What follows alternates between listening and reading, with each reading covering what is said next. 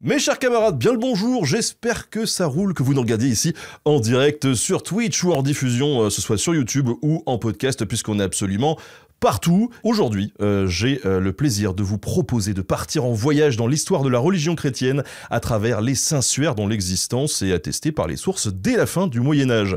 Et ça va être l'occasion aussi de parler plus généralement des reliques et des représentations du Christ. Et pour ça, j'ai le plaisir de recevoir Nicolas Sarzeau, qui est docteur en histoire médiévale, qui est spécialiste des reliques et des images à la fin du Moyen-Âge. Il a soutenu en 2021 une thèse sur les Saintuaires du Christ à la fin de l'époque médiévale, qui l'a par la suite adapté en livre, Les Suaires du Christ en Occident, qui est paru en 2024. Aujourd'hui, il poursuit ses recherches sur des thématiques liées que vous allez découvrir tout à l'heure.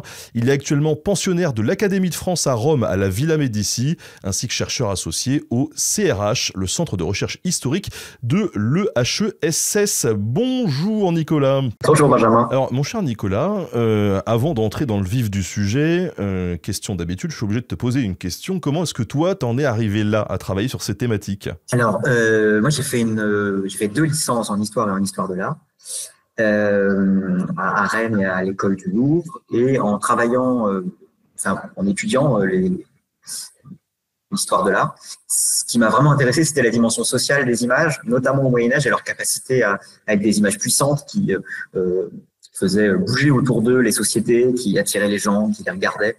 Et c'est assez naturellement que je me suis tourné vers le HESS, où il y avait les travaux de Jean-Claude Schmitt que j'avais beaucoup apprécié, donc un médiéviste partisan de l'anthropologie historique qui regardait les images et les reliques avec un regard assez neuf, notamment sur leur pouvoir social, économique, politique. Et donc je suis allé faire mon master et ma thèse là-bas.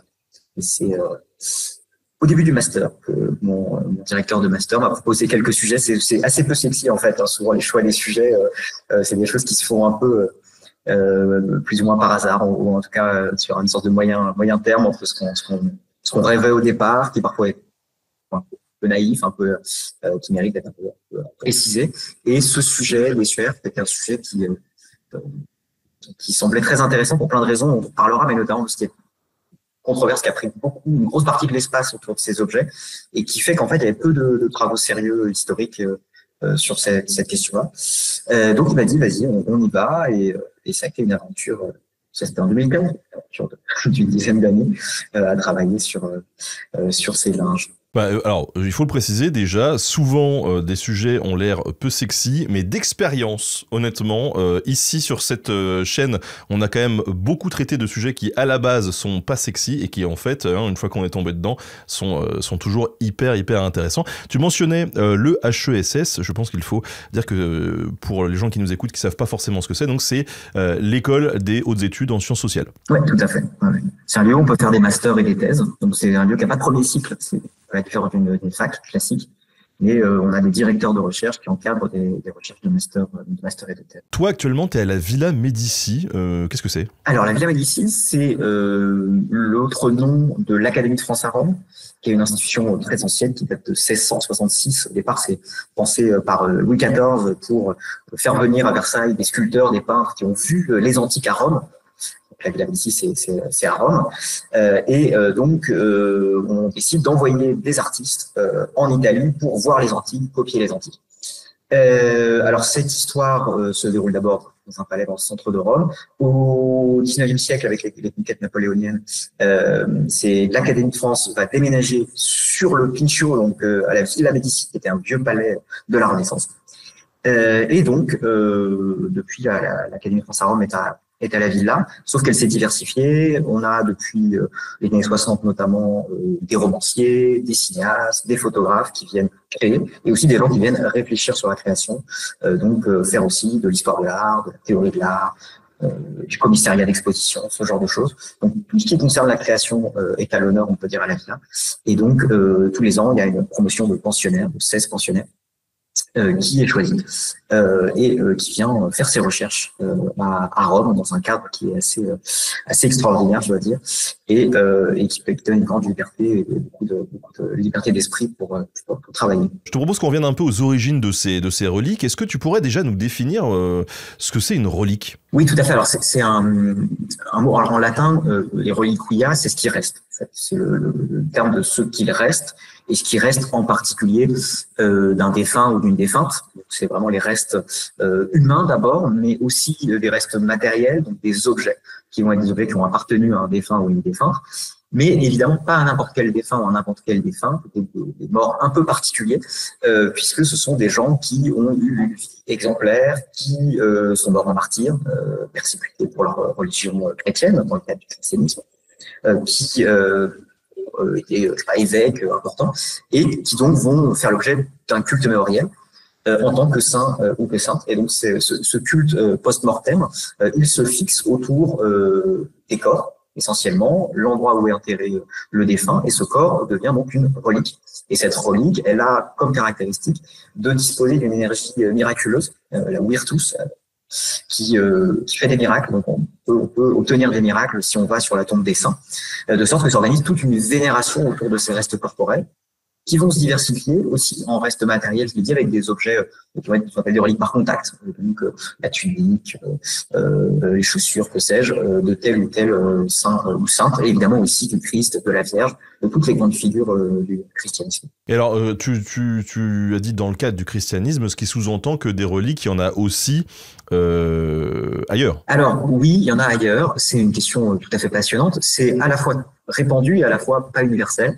Il y a d'autres religions qui ont des cultes aux ancêtres, ça c'est assez fréquent. Il y a beaucoup de religions avec des cultes aux ancêtres qui de fait vont se concentrer sur les lieux d'inhumation, ou parfois, je pense à des religions africaines, comme chez les Fang, on a des reliquaires Fang, donc on met le crâne de l'ancêtre, on va se vouer à l'ancêtre. On a aussi des religions qui sont encore plus proches, comme le bouddhisme. On a vraiment les reliques du Bouddha, donc qui sont savoir été incinérées, mais on a distribué des dents, des cheveux, des os. Donc dans le bouddhisme, c'est très proche de ce qu'on retrouve dans le christianisme. Et on a des religions qui, au contraire, refusent le culte des morts. C'est le cas du judaïsme, qui c'est assez intéressant vu qu'il y a une généalogie entre le judaïsme et le christianisme. Et là, il y a une vraie rupture. Le judaïsme concerne plutôt touche la mort comme étant quelque chose globalement impur, et donc il n'y a pas cette même dimension d'intérêt pour le culte des défunts. Et le christianisme est certainement l'une des religions où ça va le plus loin. Dans l'islam aussi, on a des choses qui ressemblent à des reliques, mais qui sont quand même moins investies que dans le christianisme, où leur matérialité, leur corporéité est vraiment essentielle au culte. À nous, alors chez moi à Tours, on a dans la basilique un morceau de crâne de Saint Martin. Et oui, j'espère bien, Saint-Martin, le grand patron de Tours. Et pareil, alors il peut y avoir le crâne, mais il peut aussi y avoir par exemple la cape de Saint-Martin qu'il a coupé en deux. Et vous voyez, là, c'est une relique par contact, donc c'est plus le corps même, mais c'est un objet qui aurait été un objet de sa vie. Là aussi, fait relique. Voilà, en espérant que ce soit pas le morceau de crâne de quelqu'un d'autre qu'on ait fait passer pour ça, pour Saint-Martin, je ne sais pas. En tout cas, du coup, tu le disais, il y a plusieurs types de reliques. Qu'est-ce qu'on pouvait trouver comme type de relique durant l'époque romaine? Alors, les Romains, oui, j'ai pas parlé de ça, mais l'Antiquité romaine connaît quelque chose qui n'est pas vraiment un culte aux reliques, mais qui est un culte aux ancêtres et aux morts, qui va s'apparenter à des cultes funéraires de type banquet funéraire. Ça veut dire que on va aller manger sur la tombe du défunt tous les ans. Donc, on se souvient du mort à l'endroit où il se trouve, de sorte qu'il y a quand même une dévotion qui, sans attribuer nécessairement des pouvoirs miraculeux au défunt et au reste du défunt plus particulièrement, va être concentrée sur la tombe. Il y a aussi des divinités mâles, qui sont les grandes divinités de la mort. Et plus particulièrement dans l'aristocratie, on a des cultes aux images des défunts.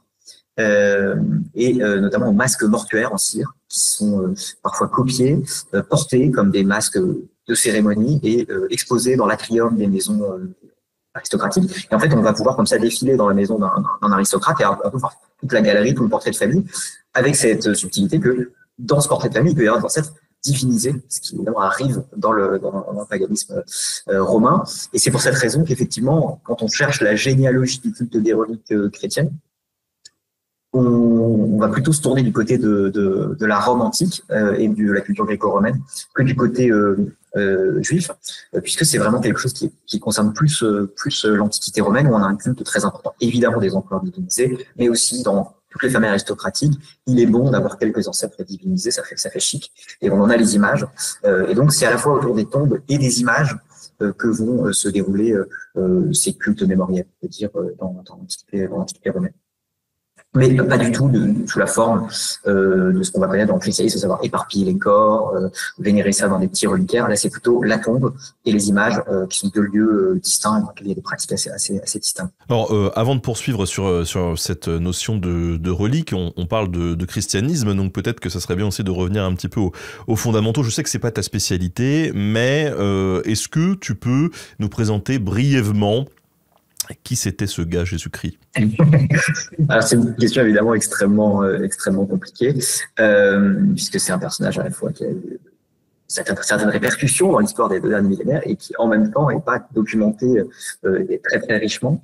Alors globalement la recherche en fait historique sur Jésus, elle est assez ancienne, elle date du XVIIIe siècle, mais elle date d'un moment où on s'est dit mais finalement les premières personnes qui ont développé la méthode historique étaient souvent des moines, des religieux, donc évidemment, ils ne sont pas commencé à se dire, ils allaient remettre en question ce que disaient les évangiles, l'autorité même de la religion.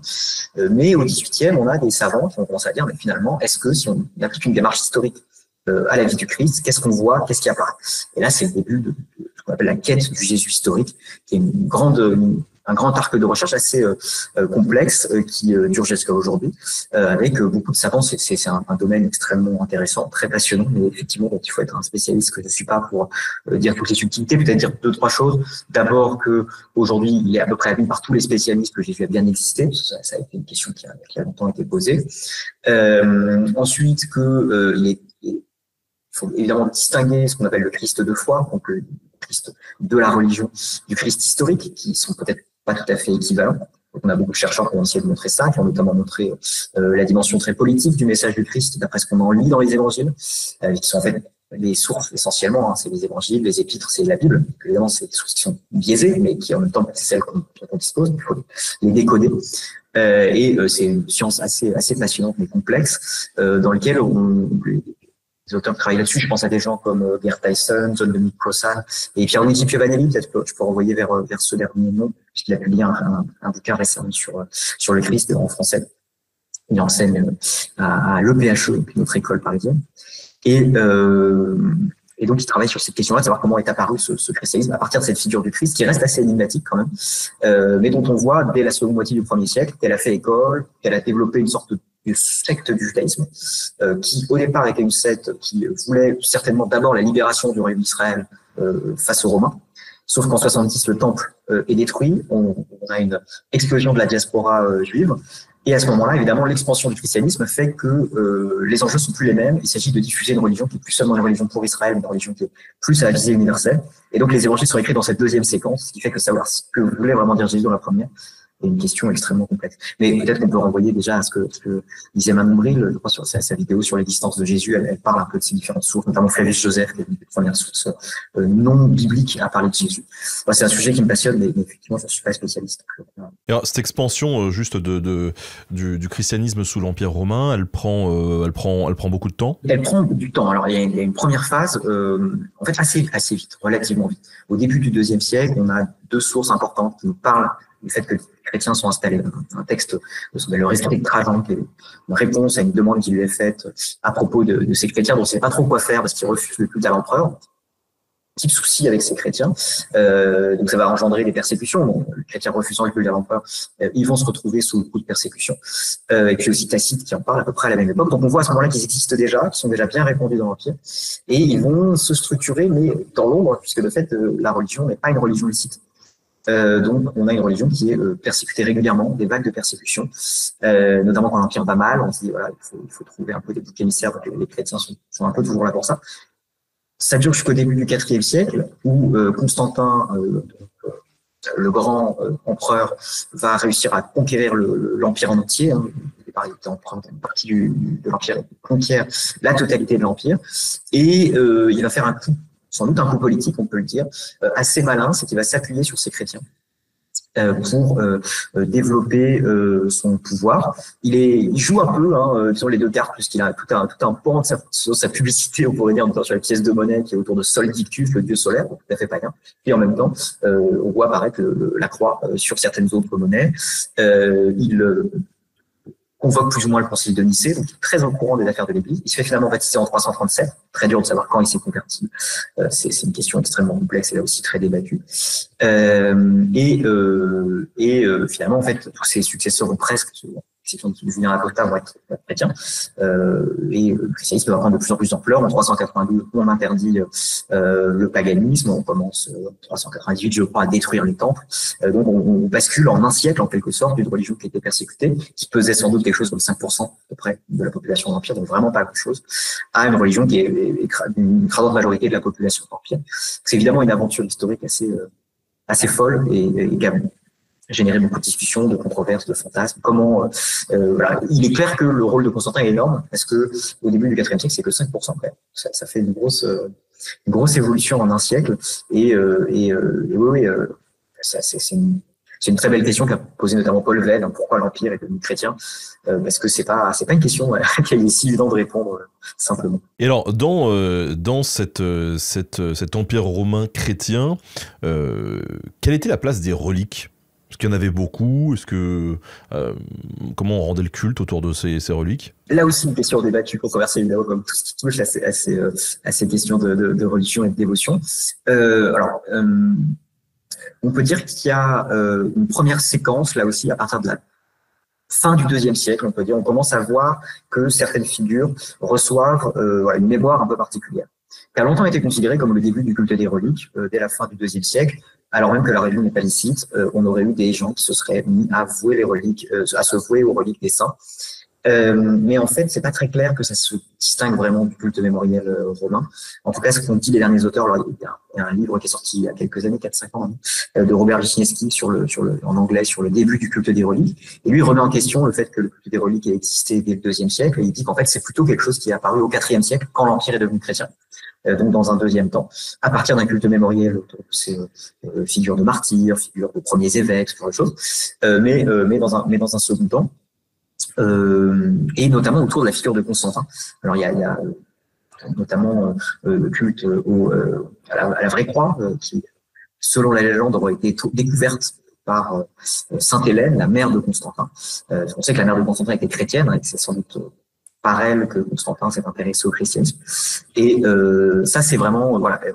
Alors, elle serait morte vers 330, mais dans la deuxième moitié du IVe siècle, très clairement, on a des sources qui nous parlent, à Jérusalem en particulier, autour du Saint-Sépulcre, où Constantin fait construire une basilique de dévotion à des reliques, et d'une dévotion qui est déjà un peu hardcore, on va dire comme ça.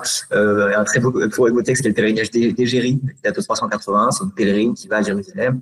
Elle voit le Saint-Sépulcre et elle raconte que on donnait à embrasser la Sainte Croix aux fidèles, et que certains mordaient la Sainte Croix pour arracher une écharpe et partir avec, de sorte qu'ils ont arrêté de faire embrasser la Sainte Croix. Donc vous voyez, là on est déjà sur un truc qui dès la fin du IVe siècle est extrêmement matériel. On s'intéresse vraiment à cette matérialité à laquelle on reconnaît des pouvoirs assez exceptionnels. Donc on veut absolument avoir sa petite relique à la maison, quitte à mordre directement dans la vraie croix.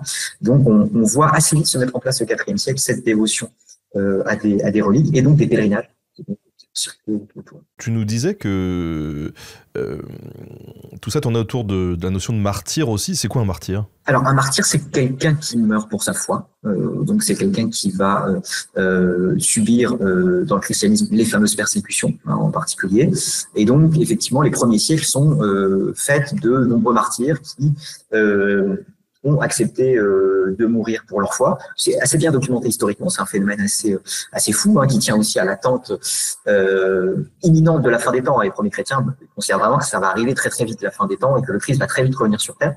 Donc ils n'ont pas du tout cette peur de la mort qu'on pourrait avoir aujourd'hui. Et donc on a des textes assez extraordinaires de saints qui vont au martyr en souriant. Ça, c'est des choses assez bien documentées.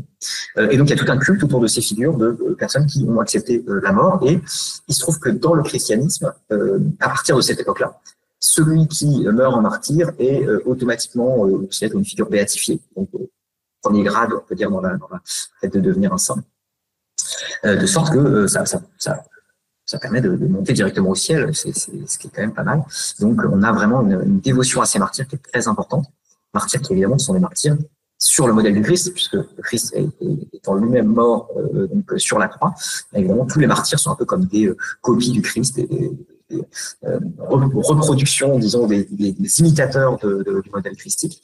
Donc, vont jouer un rôle très, très important dans ces premiers siècles et autour de leur reste, on va avoir pas mal de dévotions qui vont se mettre en place. Une fois qu'on a identifié un martyr, déjà, comment est-ce qu'on l'identifie comme tel? C'est qui l'identifie comme tel? Alors, la question de l'identification des saints, alors, pour les premiers siècles, est extrêmement compliquée, puisqu'en fait, généralement, il faut passer par toutes les couches, disons, d'histoire, c'est-à-dire que ces figures, on a raconté des histoires sur elles depuis, disons, le haut Moyen-Âge jusqu'à aujourd'hui. Donc, il faut déjà réussir à dérouler ce fil et repérer les sources les plus anciennes. Très souvent, au départ, c'est le culte. C'est une dévotion populaire. Alors, le mot populaire est un peu compliqué à envoyer, mais disons, c'est la fama sanctitatis en latin, la réputation de sainteté, qui va faire foi. C'est-à-dire que si les gens considèrent que la personne est sainte, elle va être reconnue comme sainte. L'évêque, néanmoins, une sorte de droit de regard, ça peut retirer une relique s'il considère qu'elle est douteuse. Mais au départ, c'est vraiment un culte qui est spontané. Et cette spontanéité, elle est vraiment très claire dans les premiers siècles. C'est vraiment le culte se fait un peu de lui-même. Donc, on a vraiment cette logique assez horizontale, on dirait aujourd'hui, de la construction de la sainteté. Ça va évoluer au cours des siècles. Alors, un truc très important, c'est d'avoir quelqu'un qui écrit pour sa vie. Ça, c'est aussi un autre point important. Puisqu'il y a des gens qui ont pu être reconnus comme ça, mais on les a oubliés. Donc, ils ont été, mais aujourd'hui, on ne sait plus, ils sont plus au calendrier. Très important d'avoir un moine, quelqu'un qui va prendre le temps de raconter la vie et les miracles des saints ou des saintes. Et comme ça, on est sûr de rentrer au calendrier, d'avoir une fête liturgique, qu'on chante nos louanges tous les ans à l'anniversaire de sa mort. Donc, toute cette dévotion, elle se joue aussi beaucoup autour de ce qu'on appelle la géographie. Donc, les récits des vies saints qui sont écrits par des religieux sont des textes assez extraordinaires. On raconte tous les miracles qu'a pu faire la personne. Donc ça, pour la première partie, jusqu'au 11e, 12e siècle, c'est comme ça qu'on décide qui est saint et qui ne l'est pas. Ça va changer après avec l'apparition de ce qu'on connaît aujourd'hui, à savoir la canonisation. C'est quelque chose d'assez tardif, en fait. 11e, 12e siècle, c'est très en lien avec ce qu'on a appelé longtemps la réforme grégorienne, grande réflexion sur la place du clergé dans l'Église et la place de l'Église dans la société, qui est très discutée en ce moment par les médiévistes, et qui est un moment dans lequel le pape décide qu'il va prendre un peu la main sur la chrétienté. Une figure symbolique importante, mais pas forcément les moyens de ses ambitions. Créer un peu les organes de gouvernement. Et une des choses qu'il décide de contrôler, c'est cette sainteté qui est très importante. Il se dote en quelque sorte du monopole de dire qui est saint et qui ne l'est pas par des procès de canonisation. Donc, les gens qui veulent canoniser quelqu'un doivent amener des preuves que la personne fait des miracles, que la personne a une vie exemplaire, doivent eux-mêmes payer les notaires, doivent venir à Rome, doivent graisser la patte de X et de Y pour à la fin avoir, à la fin du procès, le verdict de sainteté, qui est très dur à obtenir au Moyen-Âge. Les papes sont assez avares en saints et en saintes à cette époque-là, parce que c'est un pouvoir qu'ils détiennent. Moins ils en donnent, plus leur pouvoir est grand. Et c'est encore quelque chose qui fonctionne encore aujourd'hui. Carlo Acutis, qui est dans la canonisation en train de se discuter. Donc on a encore de la fabrique de saints aujourd'hui, mais sur ce modèle de la canonisation, qui, pour reprendre la figure que j'ai tout à l'heure est plus verticale qu'horizontale et plus liée à l'institution aujourd'hui qu'à l'Église en tant qu'assemblée des fidèles qui spontanément se mettraient autour du saint. Mais on attend toujours quand même d'avoir des preuves de la dévotion populaire. La fama sanctitatis est toujours attendue comme un des critères de sainteté. Si on veut devenir saint, il faut qu'il y ait des gens qui se réunissent autour de notre tombe et qui commencent à dire qu'il y a des miracles. Il faut qu'il y ait un début de culte pour que ça bascule dans la canonisation. Et alors, à partir du moment où on a défini à qui on peut rendre un culte, on peut le faire à travers ces reliques, mais comment est-ce qu'on décide ce qu'est une relique et surtout à qui ça appartient? Si Gilbert a été sympa toute sa vie, qu'on a écrit dessus et qu'il avait un petit chapeau et qu'on a retrouvé son chapeau, on peut se dire c'est la relique. Et mais à qui appartient le chapeau? Alors ça, c'est une question qui pose la question de la critique d'authenticité. Est-ce qu'on était très critique sur l'authenticité des reliques? Alors au départ, disons, il n'y a pas trop de problème parce que les corps sont dans les tombes. Donc globalement, bon, on peut se dire voilà, le corps est là, il n'y a pas de souci. Ce qui va se passer ensuite, c'est qu'on va avoir une nouvelle règle qui va s'imposer à la fin de l'Antiquité, qui est celle que pour tout autel, à l'UTEL, hein, tout lieu, la table dans l'église dans laquelle on va célébrer la messe, pour qu'elle fonctionne, pour qu'on puisse avoir un autel qui puisse être vraiment un autel sacré, il faut qu'à l'intérieur, il y ait une relique. Et ça veut dire que dans toute église aujourd'hui, dans toute mini-chapelle qu'on a à côté de chez soi, il y a forcément toujours des reliques. C'est obligatoire, sinon on ne peut pas dire la messe dessus. Et évidemment, dans une cathédrale où il y a 20 chapelles, ça veut dire autant et pas même beaucoup plus de reliques. Et donc, la demande en reliques va être énorme, parce que la chrétienté est en pleine expansion, on a besoin de reliques dans tous les hôtels, on a un culte qui se développe. Quand les fidèles viennent, ils font des offrandes aux saints dont on a les reliques, évidemment c'est très intéressant d'avoir les reliques. Et donc, on va avoir une grosse demande. Cette demande, on va y répondre par plusieurs moyens, mais l'un d'eux, ça va être de démembrer les corps, tout simplement, de les fragmenter et de les envoyer à droite, à gauche. Et donc ça, évidemment, du point de vue du regard contemporain, ça laisse un peu songeur sur l'authenticité de ces restes, qui est une question qui n'est pas trop posée à l'époque. On demande essentiellement à l'institution de valider le fait que la relique a bien été déposée dans l'autel.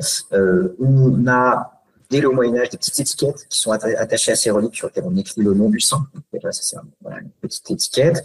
11e, 13e, on est un peu plus bavard, on éprouve le besoin d'écrire des grandes chartes dans lesquelles on explique qu'on a retrouvé le saint quelque part, qu'on l'a ramené dans la tombe, qu'on a vérifié les reliques en telle date et telle date. Des choses qu'on retrouve encore aujourd'hui quand on ouvre les reliquaires, ce qu'on fait de temps en temps sur des opérations archéologiques. On ouvre le reliquaire, parfois on trouve une belle charte, du 12e, qui nous dit tel jour l'évêque a ouvert le reliquaire. Hop, on remet la charte dedans pour que celui d'après ait l'info. Et donc ces papiers jouent un rôle très important. Mais ils sont pas suffisants parce qu'on sait bien qu'évidemment les gens sont pas bêtes, ils savent très bien qu'un papier ça peut être falsifié, que les papiers ne permettent pas de remonter jusqu'au début de la chaîne. On n'a en fait aucun moyen de savoir si une relique est authentique ou pas au Moyen Âge. Il n'y a aucun moyen scientifique, technique pour dire la relique est vraie ou fausse. On va donc utiliser d'autres stratégies comme les miracles par exemple. S'il y a des miracles, c'est plutôt bon signe. On a le cas par exemple pour les Ursulines de Cologne, il y a plein de papiers autour de ces reliques. Je ne rentre pas dans le détail, mais on a toute une dévotion autour de Sainte Compagne, de Sainte Ursule. Et comme on se pose la question de savoir si les reliques sont vraiment les bonnes reliques, malgré le fait qu'il y a des papiers, on les donne à une sainte, il y a une vision. Donc, cette vision permet de dire s'il y a une vision comme quoi c'était les bonnes reliques. Donc, on fait appel en quelque sorte au surnaturel pour démontrer l'authenticité. Mais c'est parfois aussi un critère qui est discuté. On a aussi des cas très amusants où on dit mais en fait, et ça c'est un point important, je pense qu'il faut dire, le problème c'est que la relique ne fait pas de miracle. C'est le saint qui est au ciel qui fait le miracle, par l'intermédiaire de la relique. Donc quand on va voir la Sainte Ursule, par exemple, on demande à Sainte Ursule, soigne-moi de la maladie, on est soigné. On peut dire c'est la relique qui a fait le miracle. Non, attention, bon catéchisme, c'est pas la relique qui fait le miracle, c'est le saint qui est au ciel. De sorte qu'en fait, si un saint fait un miracle, il peut le faire très bien sans relique. Il n'a pas besoin des reliques. Et ça, c'est quelque chose qui est utilisé dans certaines controverses. Par exemple, un cas très amusant, c'est le guide des pèlerins de Compostelle au XIIe siècle, qui nous dit que, alors dans le Limousin, il y a le culte à Saint-Léonard, qui est un culte très important, mais il y en a un autre qui se trouve dans la Nièvre, et il dit c'est des mauvais imitateurs, ils ont inventé, c'est même pas un saint, et ils ont copié le nom de Saint-Léonard pour se faire mousser. Oui, ça fait des miracles, parce que Saint-Léonard du Limousin est quelqu'un de bien, et donc forcément, il accorde des miracles aux fidèles qui viennent dans la Nièvre. Mais néanmoins, le vrai est bien sûr. Donc en fait, on voit que la question de l'authenticité, elle n'est pas si facile à décider, et c'est peut-être une question moins dramatique que nous aujourd'hui, puisque de toute façon, la relique, elle fonctionne. C'est la prière qui est efficace, c'est le saint qui est au ciel qui est efficace. La relique, c'est une sorte de petit connecteur, quoi, une sorte de petit auxiliaire, on peut dire, qui va nous aider à diriger notre prière vers le ciel, mais c'est pas forcément essentiel. Et donc, si elle est fausse, le fidèle qui prie de bonne foi peut obtenir un miracle. Donc, finalement, c'est pas si grave, mais c'est peut-être moins grave que ce qu'on pourrait penser aujourd'hui. Cette question des fausses reliques, ce qui explique aussi pourquoi on a à la fois, dans toute la littérature médiévale, des tonnes d'auteurs qui se moquent des reliques, beaucoup de textes satiriques, tous les grands textes, disons, de Boccace, Chaucer, enfin tous les grands auteurs de l'époque médiévale, se sont moqués à un moment de la figure du bonimenteur qui vient vendre des reliques. Enfin, tout le monde sait qu'il y a quelque chose d'un peu suspect et un peu un peu douteux. Et en même temps, les cas, on en parlera peut-être, de reliques qui vraiment ont été enlevées à la dévotion parce que reconnues comme fausses sont extrêmement rares. Donc, il y a quelque chose d'assez paradoxal pour nous, mais qui tient au fait que l'authenticité est peut-être moins importante pour les médiévaux qu'elle l'est pour nous. On est dans un monde où, finalement, on accepte un peu plus facilement cette dimension aussi un peu métaphorique, on pourrait dire, de la relique comme objet qui aide à prier sans avoir besoin d'être matériellement exactement le reste du terrain. Pour les reliques, peut-être les plus importantes ou les plus connues, celles du Christ, pour le coup, on a certains spécialistes de la Judée et du début du christianisme qui ont émis quelques réserves sur le fait que ces reliques du Christ, elles aient pu être conservées. T'en penses quoi, toi? Alors, évidemment, c'est des questions à poser aux spécialistes. Là, je pense que, notamment à ce que disait Robert Wisniewski sur le début du culte des reliques. Le culte des reliques commence au IVe siècle, déjà 300 ans avant les premières reliques du Christ. Bon, c'est évidemment, ça fait beaucoup. 300 ans, c'était l'époque, ça nous renvoie à Louis XIV, peut-être, il y a 300 ans, c'était la fin du règne. Oui, on était au début du règne de Louis XV. Donc voilà, imaginez que quelqu'un déboule avec les règnes de Louis XIV, on serait un peu interloqué, sans aucune documentation en 3 siècles. C'est point de vue historique, évidemment. C'est quelque chose qui pose question. Alors évidemment, toujours pareil, il y a la dimension historique, il y a la dimension religieuse. Dans la dimension religieuse, on peut toujours croire à ces objets. Mais sur le plan historique, évidemment, c'est des objets qui sont assez mal attestés et qui, en fait, souvent, sont encore plus tard. L'un des arguments qu'utilise notamment Pierluigi Piovanelli, c'est de dire que, précisément, il n'y a pas de culte des reliques dans le monde juif et que les évangiles et les actes des apôtres n'en parlent pas du tout. Donc, globalement, il n'y a aucune raison d'imaginer que ces reliques aient été vénérées par des juifs qui n'avaient pas la pratique de conserver des restes, ou sans même les vénérer, tout simplement de les conserver. Ça paraît assez incongru.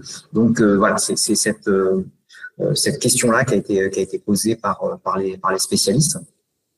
Globalement, effectivement, c'est le travail de l'histoire de recontextualiser ce qui sont des dévotions pour nous actuelles. Donc, évidemment, ça peut être deux approches différentes par rapport à celle de la foi. Mais du point de vue de l'histoire, évidemment, c'est pas des objets. Pour le dire autrement, si on lit justement les travaux de Pierre Richelieu, pas de tous les spécialistes qui sont reconnus du Christ, ils vont pas considérer que ces reliques sont des documents valables pour faire l'histoire du Christ. Évidemment, ils vont considérer que c'est quelque chose de plus tardif, donc ils vont y mettre des copeaux. Alors, on ne va pas parler du Super de Turin dans les travaux de John Dominic Crossan, on voit sur grande fresque sur la vie du Christ. On s'appuie sur les textes, ce sont en fait les seules sources qu'on puisse être à peu près sûr qu'elles renvoient bien au Christ historique. Alors, ces reliques, c'est aussi une question d'image. Toi, tu bosses beaucoup sur l'image du Christ.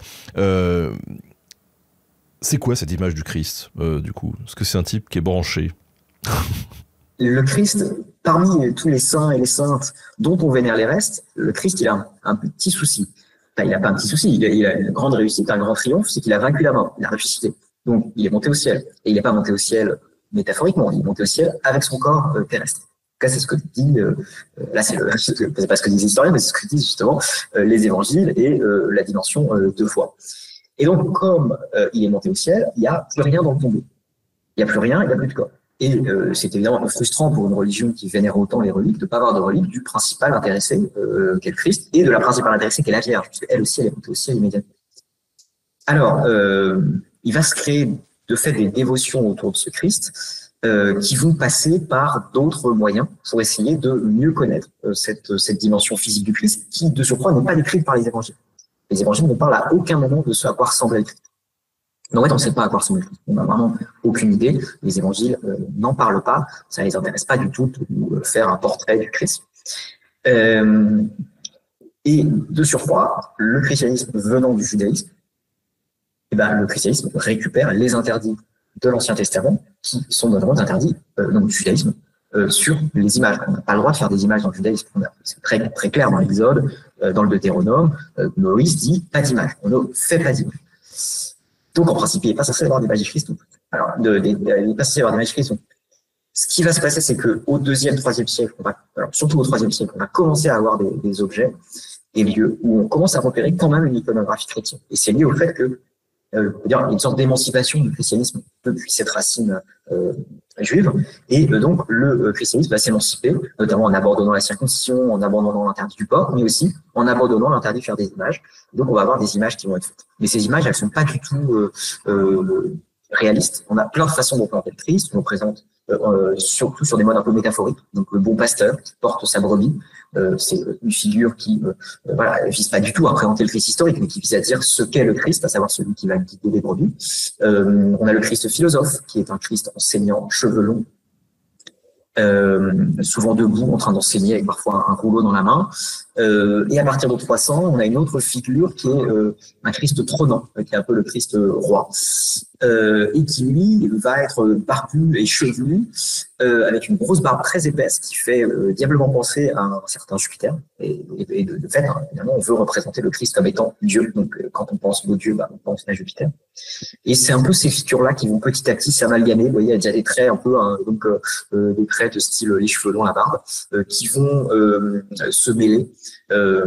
On sait que l'image du Christ Jupiter, elle est repérée comme étant un peu problématique par les sources. Il y a notamment un texte très amusant d'un certain Théodore le Lecteur du VIe siècle, qui nous dit que un peintre avait répondu à la commande d'un païen qui voulait une image du Christ, qui voulait en fait une image de Jupiter pour sa dévotion païenne, mais en faisant comme si c'était un Christ. Donc en fait une sorte d'image qui représenterait une sorte de crypto-Christ, mais qui en fait en vrai est un Jupiter. Donc, on voit que cette idée que les deux sont un peu identiques, et évidemment le peintre finalement, c'est un miracle, sa main se dessèche, il ne peut pas finir l'œuvre, puisque c'est évidemment un sacrilège. Mais donc cette image du Christ de Zeus va s'adoucir au contact du Christ philosophe, et s'amincir en quelque sorte pour obtenir un portrait qui est celui qu'on connaît, mais c'est très long, ça date. Ça commence au 4e, ça finit au 6e, 7e siècle. Ça a été très bien décrit par Jean-Michel Spizer, donc un historien important de cette question-là, qui raconte ça très bien. Et en plus, on a même une troisième voie de représentation qui existe dans le monde byzantin, qui est un Christ aux cheveux crépus, courts, avec une petite barbe, qui représente un peu plus le type de personnes qu'on peut imaginer dans la Judée de l'époque. Donc un Christ qui ressemble plus, disons, à la fois à ce que pouvait être le Christ, mais aussi aux gens qui faisaient ces images donc, dans l'Orient chrétien, qui va, elle, continuer d'exister jusqu'au 6e, 7e siècle. Donc, on a des cohabitations entre plein de portraits. Et c'est finalement assez tard, au début du Moyen-Âge, que va s'imposer le Christ tel qu'on le connaît aujourd'hui, avec cette tête qui est très reconnaissable, ses cheveux longs, cette barbe, ce nez un peu aquilin. On le reconnaît tout de suite, mais c'est un long processus. Et c'est pas du tout quelque chose qui vient d'une source particulière. Voilà, donc si aujourd'hui je veux sortir un album de punk et que je mets Jésus-Christ avec une grande crête, je serais pas dans le faux. On ne sait pas à quoi il ressemblait au départ. Voilà. Je sais pas. Tout ce que je crois qu'il y a un passage des Épîtres où on dit que c'est Saint Paul qui dit qu'il faut pas avoir les cheveux longs. Donc peut-être que quand même, ce serait peut-être ça. Finalement, les cheveux longs sont un peu problématiques. Oui, c'est ballot parce que c'est quand même l'image aujourd'hui qui nous reste le plus, quoi. Oui, mais bon, l'argument peut-être peut se discuter, mais bon, Saint Paul, il aurait peut-être pas aimé une crête. En tout cas, lui, je le vois pas très bien apprécier ça, mais bon, il a peut-être ses propres goûts et le Christ d'autres. Hein. Quand on a préparé cet entretien, tu nous as dit qu'il y avait un véritable essor des reliques à partir du Xe siècle. Mais du coup, alors depuis l'Antiquité, comment ça a évolué déjà jusque-là? Alors d'abord, les reliques continuent d'être importantes puisqu'elles sont dans tous les hôtels. Donc ça, c'est très important. Ensuite, on va avoir la mise en place de pèlerinages qui vont continuer d'exister. Et c'est ces pèlerinages qui vont s'intensifier au Xe, XIe siècle, on peut dire, avec des dévotions de plus en plus nombreuses à ces ossements. Donc ça, c'est vraiment un phénomène qui va avoir une très grande importance. De plus en plus de gens se mettent à faire des pèlerinages et se mettent à faire des offrandes dans les différents sanctuaires où sont vénérées les reliques. Donc partir en pèlerinage, c'est pas anodin, c'est aussi partir à la découverte du monde pour un chrétien. Ça veut dire quitter chez soi, partir plus ou moins loin. On peut aller faire un pèlerinage.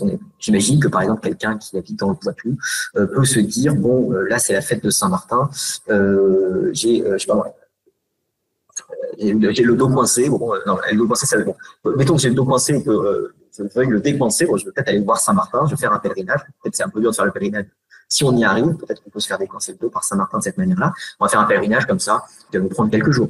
Mais évidemment, il y a aussi le pèlerinage à Saint-Jacques-de-Compostelle, le pèlerinage à Rome, le pèlerinage à Jérusalem. Et là, c'est des mois et des mois de trajet. On fait son testament avant de partir parce qu'on n'est pas sûr de revenir. Et là, il faut évidemment prévoir de l'argent, éviter de se faire détrousser par le premier brigand venu. Donc, les pèlerinages, c'est une aventure qui est à la fois une aventure religieuse et aussi une aventure de récit pèlerin. voilà, ont des échos de récits de voyage, hein, si c'est les couleurs du monde, pour aller à la rencontre de ces reliques disséminées dans tout l'Occident et l'Orient. Et ça, c'est quelque chose qui apparaît très très nettement au 11e siècle. Voilà. Alors après, en plus, évidemment, il y a l'effet inverse, c'est que évidemment, tout le monde ne peut pas aller en pèlerinage à Jérusalem. Or, le Christ, il parle pour tout le monde. Donc, il faut que des reliques du Christ pas très loin. Et donc, on considère très normal d'avoir des reliques très fragmentées, parce que c'est la meilleure manière de diffuser, en quelque sorte, on dirait aujourd'hui de démocratiser le culte des reliques du Christ, de les rendre accessibles. Là encore, ça va pas être très très loin de Poitiers. À Neuvy-Saint-Sépulcre, je crois que dans l'Indre, il y a une petite église toute ronde qui est très mignonne, qui date du XIe siècle, et dans laquelle un chevalier a fait construire à l'image du Saint-Sépulcre de Jérusalem, en y mettant de la terre de Jérusalem, en y mettant des reliques du Christ, et en disant aux gens du coin, vous ne pouvez pas partir à Jérusalem, je comprends bien, mais venez au moins dans ce sanctuaire. C'est comme si vous faisiez votre pèlerinage à Jérusalem par procuration. Alors, vous n'aurez pas exactement les mêmes effets que ceux attendus à Jérusalem. À Jérusalem, si on va à Jérusalem, on a tous nos péchés qui sont enlevés. Ça, c'est facile. Là, c'est un tiers. Donc, voilà, c'est moins bien, mais c'est quand même déjà ça. Donc, on propose en quelque sorte des sanctuaires de substitution. Et c'est là que les reliques du Christ vont avoir un rôle très important, c'est qu'elles vont permettre de substituer efficacement le sanctuaire en disant voilà, il y a des reliques, c'est sérieux, il y a évidemment quelque chose qui nous rattache vraiment au lieu de Jérusalem. Donc venez, c'est un peu comme si vous faisiez votre pèlerinage à Jérusalem. Et donc cette logique-là, fatalement, quand l'historien lui prend les sources et se dit attendez, où est-ce que je vais trouver des suaires, où est-ce que je vais trouver la vraie croix, où est-ce que je vais trouver 500, le sang du Christ, et évidemment il va tomber dans les sources sur des objets absolument partout. Parce que bien sûr, il faut que le Christ soit partout. Et donc évidemment, dans une religion chrétienne et dans un christianisme qui est très étendu, il faut des reliques du Christ un peu partout. Ce qui là aussi heurte un peu notre sensibilité contemporaine, mais qui pose pas tant de problèmes que ça au Moyen-Âge. La relique fragmentée, ancêtre du visio, en fait, hein, parce que on pouvait pas se déplacer. C'est le distanciel, ouais. C'est le distanciel. Tu nous disais tout à l'heure qu'il y avait certains mouvements qui rejetaient les icônes ou l'image. Est-ce que du coup ça induit qu'il y ait une partie de la chrétienté qui potentiellement rejette les reliques? Ça nous emmène un peu plus tard, mais oui, effectivement, alors on a essentiellement le protestantisme qui va remettre en cause, en règle générale. Alors c'est plus large de ce mouvement du XVIe siècle, le terre qui se met en bisbille avec la papauté. Et l'un des arguments théologiques majeurs qu'il emploie, c'est de dire que seul Dieu peut sauver, et que donc toutes ces histoires comme quoi aller voir les reliques, ça permet d'enlever les péchés. Ça ne peut pas fonctionner. C'est une histoire théologique assez complexe, je ne sais pas si c'est la peine de rentrer dans le détail, mais il y a cette histoire de ce qu'on appelle les indulgences. Quand on va voir une relique et qu'on fait des offrandes, on a l'Église qui nous promet des indulgences, ça veut dire rémission d'une partie de nos péchés. Et à partir du XIIe, XIIIe siècle, on croit que quand l'âme va au ciel, alors soit on est un saint, on va directement au ciel, soit on est horrible, on va directement en enfer, mais si on est moyen, comme à peu près tout le monde, on peut espérer, notre âme, elle est quand même un peu lourde de péché, et c'est quand même dommage d'aller directement en enfer, mais on ne peut pas non plus aller directement au paradis. Donc on invente le purgatoire, le lieu intermédiaire, dans lequel l'âme va petit à petit se purger de ses péchés. Et dans des souffrances assez horribles quand même.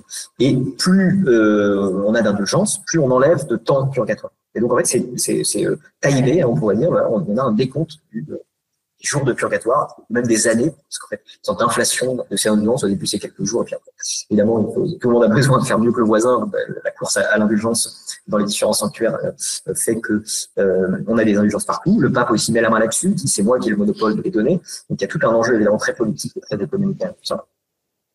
Et c'est ça que critique Luther en disant mais de toute façon ça n'existe pas, de toute façon seul Dieu peut sauver et les péchés ne peuvent pas être rachetés par le fait d'aller en pèlerinage. Donc il y a une critique des reliques qui est assez virulente. On retrouve notamment chez Calvin qui s'amuse énormément, justement c'est le premier à s'en amuser de ces reliques qui sont en double, en triple en fait. Il commence à faire la liste et là ça l'amuse énormément de considérer que il y a du lait de la Vierge un peu à droite à gauche, il y a des saints prépuces qui se baladent, tout un joyeux fatras d'objets qui vont se retrouver un peu à droite et à gauche dans la chrétienté. Ça c'est vraiment une des cibles du protestantisme à partir du XVIe siècle. Alors pour revenir un petit peu aux reliques du Christ, ou en tout cas à l'image du Christ, est-ce qu'elles ont un pouvoir supérieur à d'autres reliques de saints, on va dire, plus lambda? C'est une excellente question. Je crois pas. Je pense pas qu'elle soit beaucoup plus puissante fondamentalement. En plus, c'est une question compliquée parce qu'en fait, de manière un peu étonnante, les reliques du Christ ont été moins importantes dans beaucoup de lieux et aussi un peu moins étudiées d'une certaine façon que les reliques des saints. Le saint a un avantage par rapport au Christ, c'est qu'il est plus proche de nous. Et donc, on peut plus s'identifier. Donc, c'est des figures, ce qu'on appelle des figures d'intercession, des figures un peu intermédiaires, qui vont nous permettre de nous confier à un saint plutôt qu'à des figures, de la figure du Christ. Et donc, dans beaucoup de lieux, on a une très grande dévotion, par exemple, à l'évangélisateur, Saint-Martin, Poitiers, Saint-Cernin à Toulouse, etc. Alors là, c'est vraiment voilà, l'évangélisateur qui devient le premier évêque. On raconte souvent, on essaie de raconter, même si c'est pas voilà, que il a connu le Christ, ou qu'il a connu Saint Paul et Saint Pierre pour le faire remonter le plus loin possible. Ça, Fernand Pelloux l'a très bien montré dans ses travaux sur cette question-là. On essaie de créer tout un légendaire où on fait venir ces figures. Presque, on leur donne une apostolicité, on en fait quasi des apôtres. Et on se dit, voilà, on a chez nous quelqu'un qui est venu nous donner la bonne nouvelle, et c'est lui qu'on va vraiment vénérer. Donc les reliques du Christ, souvent, sont des reliques qui arrivent un peu après, dans l'histoire, et qui donc ont un rôle un peu secondaire au départ, et de manière assez étonnante, notamment pour les suaires, c'est ce que j'avais pu découvrir. C'est vraiment la fin du Moyen-Âge qui les fait exploser, un moment où on a vraiment un très très grand intérêt pour la figure du Christ, pour son humanité. Là, on va avoir des reliques du Christ qui vont devenir des objets très importants, notamment avec Saint-Louis, qui décide d'avoir les reliques du Christ à la Sainte-Chapelle, et qui leur donne aussi une dimension très politique. Ça, c'est vraiment important. Puisque, je sais pas, l'évêque de Poitiers vénère Saint-Martin, c'est bien, mais moi, je suis le roi, et en tant que roi, je suis le prince, le premier, et qui est le prince au ciel? C'est le Christ. Donc, par analogie, j'ai besoin d'avoir chez moi des reliques qui ne soient pas des reliques simplement de Saint-Denis, par exemple, pour prendre le cas des rois de France, mais aussi des reliques du Christ. Et si c'est une couronne, comme la couronne d'épines, c'est encore mieux. Donc, il y a tout un jeu d'analogie qui, en fait, existait le IVe siècle. On sait qu'au IVe siècle, le diadème, il y avait des morceaux de reliques du Christ dans le diadème de l'empereur. Donc, d'emblée, cette idée que finalement, voilà, l'empereur doit être assimilé avec la figure du Christ. Il est son représentant sur Terre. Et donc, en tant que représentant sur Terre, il a les reliques du Christ qui sont légitimes ce pouvoir. Donc, les reliques du Christ sont souvent associées comme ça à des figures de pouvoir et vont avoir un rôle peut-être plus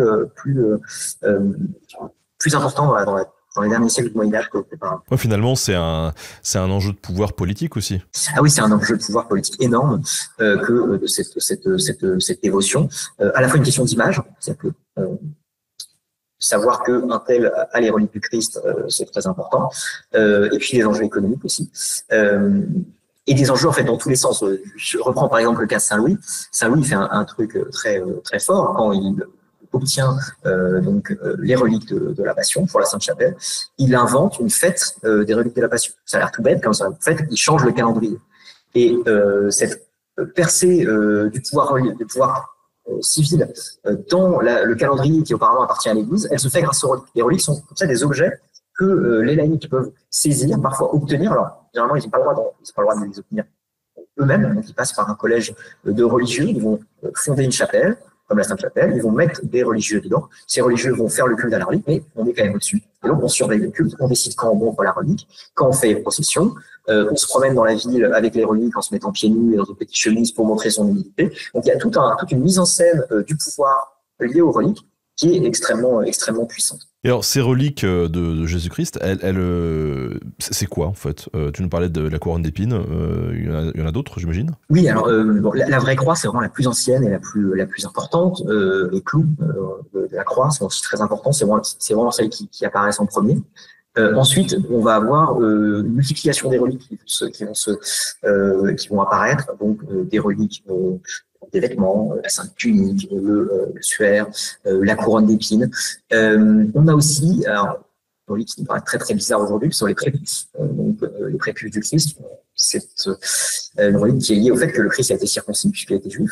Et donc, s'il a ressuscité, peut-être que le prépuce, lui, n'a pas ressuscité. C'est la seule partie du corps qui finalement restera. Donc, on a ce genre de reliques qui sont conservées dans plusieurs lieux différents, en plus, évidemment, pour ne rien gâcher.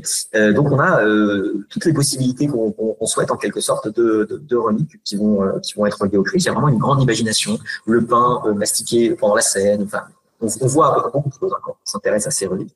Les dents de lait aussi.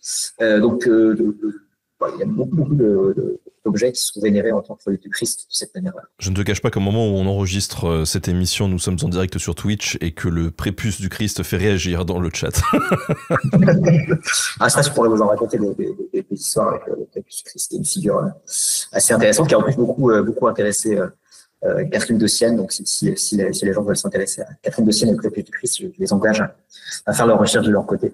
Mais c'est vraiment quelque chose de sérieux à l'époque. C'est vraiment quelque chose qui est pris au sérieux, qui a une dimension même mystique chez Catherine de Sienne, très belle en fait, liée à la dimension aussi de spontanéité en quelque sorte de la passion, et de fait aussi d'un côté peut-être un peu moins prude que nous on a aujourd'hui, ou de ce que le christianisme, disons, le catholicisme et le catéchisme du 19e siècle a expurgé de tous ces éléments qui ont été considérés comme un peu vieillots. Mais le christianisme médiéval est un christianisme très charnel, où le Christ a une forme de sensualité, il est présent, il est humain. Donc cette dimension-là, elle est très importante, et les reliques viennent aussi donner cette dimension d'incarnation qui est dans les centrales dans le tout. Alors, est-ce qu'il y a on l'a vu, il y a une évolution de l'image du Christ, des reliques aussi. Est-ce qu'il y a une évolution dans la manière dont on rend le culte par rapport à ces reliques, par rapport à ce que tu nous expliquais tout à l'heure au début du christianisme, au Moyen-Âge, comment on fait? Alors oui, on va d'abord avoir l'importance et la mise en place de dévotions par la liturgie. Donc on va chanter, célébrer, on va faire des translations, on va transporter les reliques. Ça, c'est très important de les amener dans un nouveau lieu. Ça les légitime, ça les valide. Et donc, ça, c'est très important. Souvent, on va dire, j'ai trouvé le corps d'un tel. Dans tel lieu, on exhume le corps et on l'amène dans un autre lieu. Procession, très important, quand on a besoin qu'il pleuve, quand on a besoin qu'il fasse beau, qu'il arrête de pleuvoir, selon les années. Quand on a une maladie, on sort les reliques, on fait des processions. Donc la relique va passer dans la ville, un peu partout. C'est pas l'idée du siècle quand il y a la peste, évidemment, de faire des grandes manifestations comme ça. Mais là aussi, le distanciel est possible. À la fin du XVIe siècle, Saint Charles Borromée qui dit on fait une procession et si vous voulez, vous pouvez la faire avec l'esprit en restant à la maison. On sait que vous êtes avec nous et ça va fonctionner. Donc on fait aussi des reliques en distanciel en cas de pandémie, des processions en distanciel, pardon. Donc on a ces pratiques là, et on a de plus en plus d'ostensions. Donc exposer les reliques à date fixe, qui vont être des manifestations qui vont faire venir des milliers de personnes. Alors les sources, parfois sont voilà, on dirait qu'elles sont elles sont un peu, elles exagèrent peut-être un peu, mais on parle de 20, 30 000 personnes, parfois à Aix-la-Chapelle, pas loin de centaines de milliers de personnes qui vont venir en pèlerinage au même endroit, au même moment, qui vont donc évidemment remplir les auberges, qui vont se presser dans les sanctuaires, qui vont se masser sur les maisons à l'endroit où on montre les reliques. Et donc là, il y a un joyeux bazar qui s'organise autour de ces objets, et on expose la relique, et là évidemment, hurlements, cris, on jette les objets sur la relique, c'est quelque chose qui c'est plus trop aujourd'hui, mais à l'époque, pas de problème à jeter des objets sur la relique, parce que si on récupère l'objet, c'est une relique par contact. Donc, évidemment, ça, c'est bien pratique.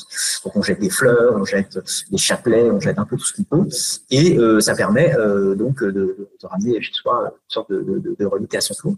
Donc, des choses qui sont extrêmement bruyantes et qui ressemblent plus à un match de foot ou un concert de Taylor Swift qu'à l'idée qu'on se fait d'une célébration religieuse aujourd'hui. Ouais,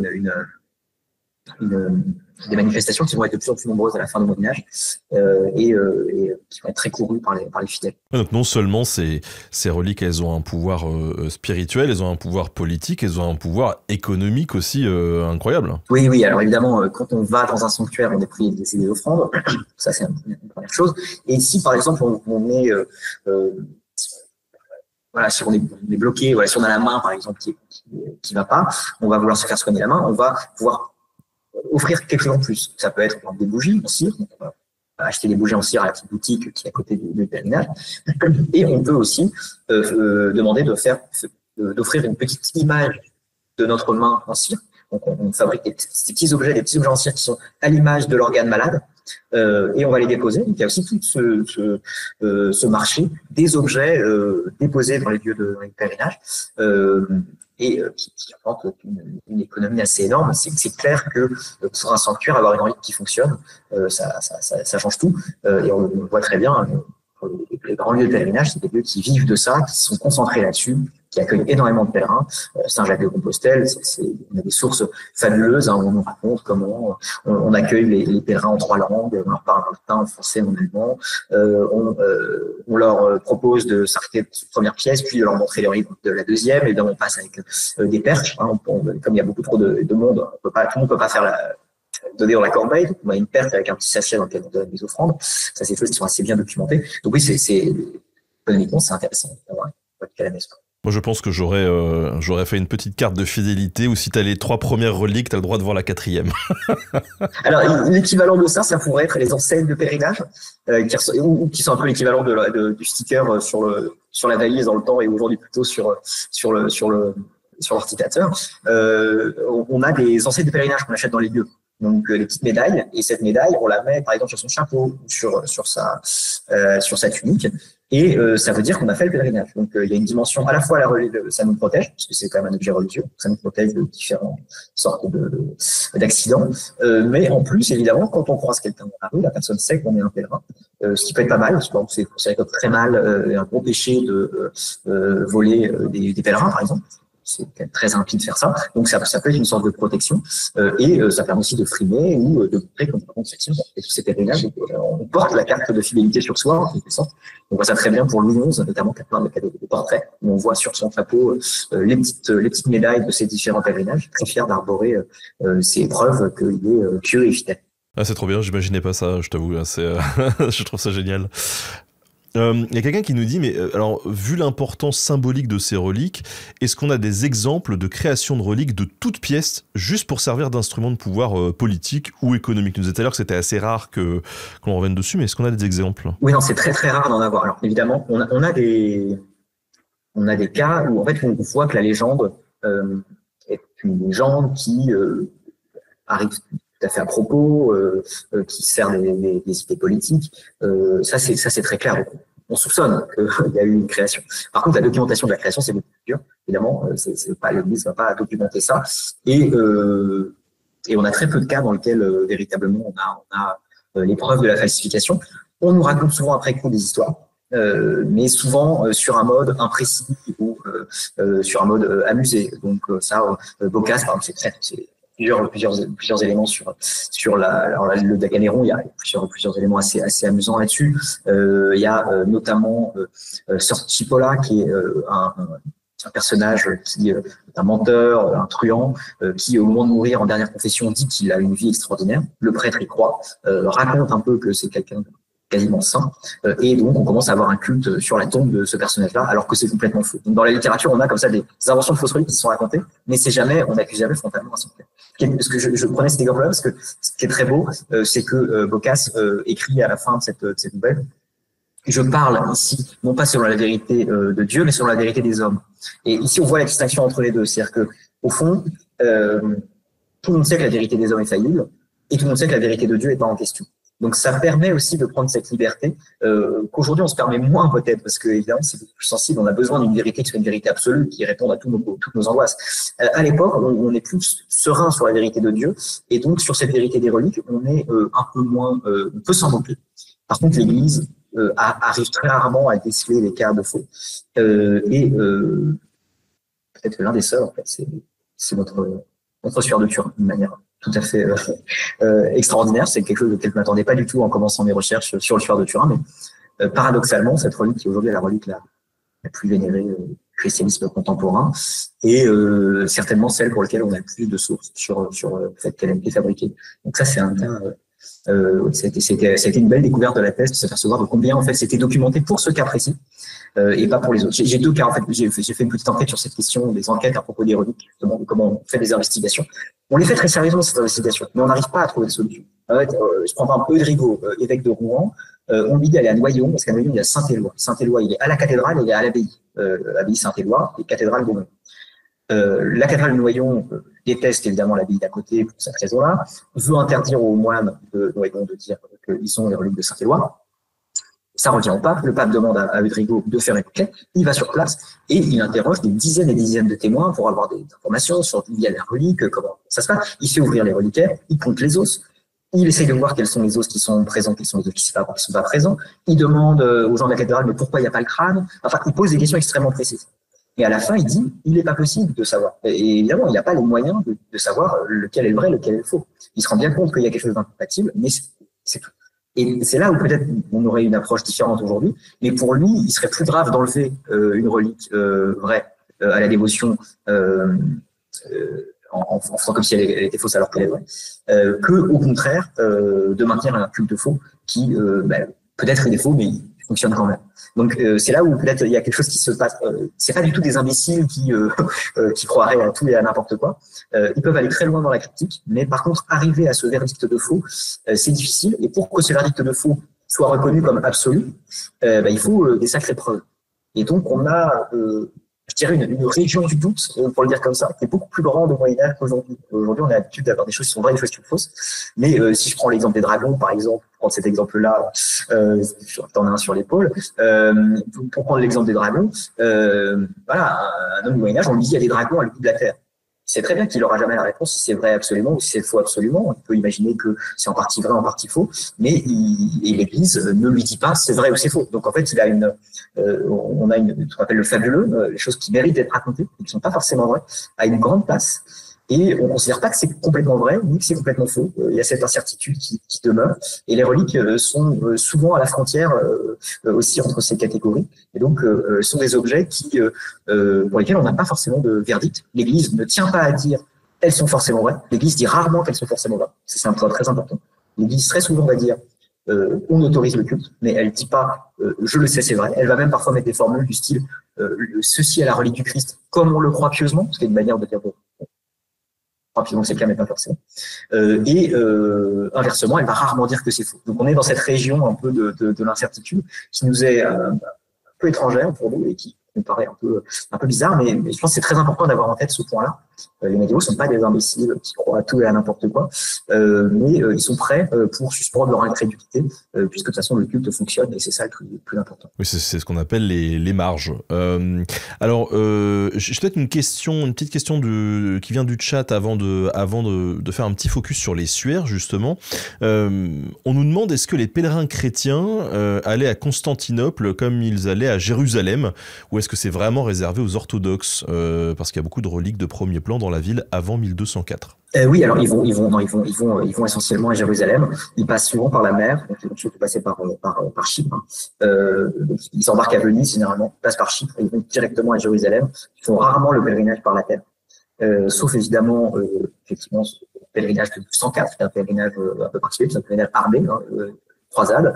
Et lors de cette croisade, évidemment, là, on détourne la croisade vers Constantinople et on va récupérer toutes ces reliques qui étaient très importantes dans le monde byzantin. Mais c'est une bonne question parce qu'effectivement, ça fait qu'il y a aussi deux traditions sur le culte des reliques. Il y a une tradition orientale et une tradition occidentale qui sont assez distinctes, qui ont des logiques bien propres, différentes, et qui ont aussi des échos, des circulations entre les deux. C'est quand même deux mondes qui petit à petit se parlent de moins en moins au cours du Moyen-Âge, ce monde byzantin, donc cet ancien empire romain d'Orient et l'empire romain d'Occident. Donc on a une plus grande difficulté à dialoguer, mais il y a quand même des histoires qui circulent.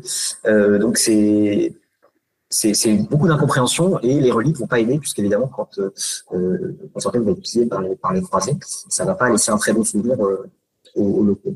Et puis tu le disais, en tout cas, même en Orient et en Occident, on a même des visions différentes de la représentation du Christ. Oui, tout à fait. Ouais. Alors, dans tes études, tu as beaucoup bossé sur les suaires. Est-ce que tu pourrais nous dire c'est quoi un suaire ? Alors, par suaire, on désigne généralement les linges funéraires du Christ. Donc, les linges qui auraient servi à envelopper son corps au tombeau. Donc, c'est un mot qui vient des évangiles. Alors, c'est assez... il y a un petit point lexical qui est assez intéressant et qui montre tous les problèmes qu'on a quand on commence à s'intéresser à cette question-là. C'est que les évangiles utilisent plusieurs termes pour désigner les linges funéraires de Christ. Au moment de l'ensevelissement, les évangiles synoptiques vont parler plutôt d'un syndon qui donc veut dire un linge en lin. qui a donné Sindone, par exemple, en italien, qui est le mot aujourd'hui pour dire suaire en italien. Et au moment de la découverte du tombeau vide, chez Saint-Jean, on va avoir la mention du fait qu'on a dans le tombeau des lintealina, autonien en grec, lintealina en latin, donc des linges, des bandelettes, et soudarium en grec, soudarium en latin, qui a donné suaire, qui est plutôt le linge qu'on met sur la tête pour éponger la sueur. Pour ne rien faciliter, tous ces termes sont des termes affreusement polysémiques qui veulent tout et rien dire. Donc, en fait, on peut le trouver dans plein de textes sans forcément, ne serait-ce que funéraire. Donc, c'est des textes qui désignent différents types de linge. Alors, du coup, il y a un problème de concordance entre les évangiles qui est assez fréquent, surtout sur le passage de la découverte du tombeau vide, où tous les évangiles disent un truc différent sur le nombre des personnes, sur comment la découverte s'est faite. Mais là, en particulier, sur le fait qu'il y a un ou plusieurs linges. C'est déjà un premier problème. Ce qui est intéressant, c'est que saint Augustin, qui crée un grand livre sur la concorde des évangiles, donc elle essaie d'expliquer que les évangiles, si ils concordent, il essaie de prouver pourquoi, va trouver une astuce. Il dit, en grec, sindon, ça veut dire n'importe quel type de linge en lin.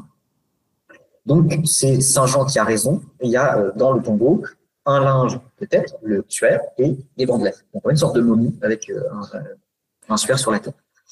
Et ce qui va se passer, c'est qu'au cours du Moyen-Âge, cette explication-là, elle va pas trop plaire aux gens, parce que c'est pas comme ça qu'on enterre les gens au Moyen-Âge, mais plutôt dans un grand linge blanc.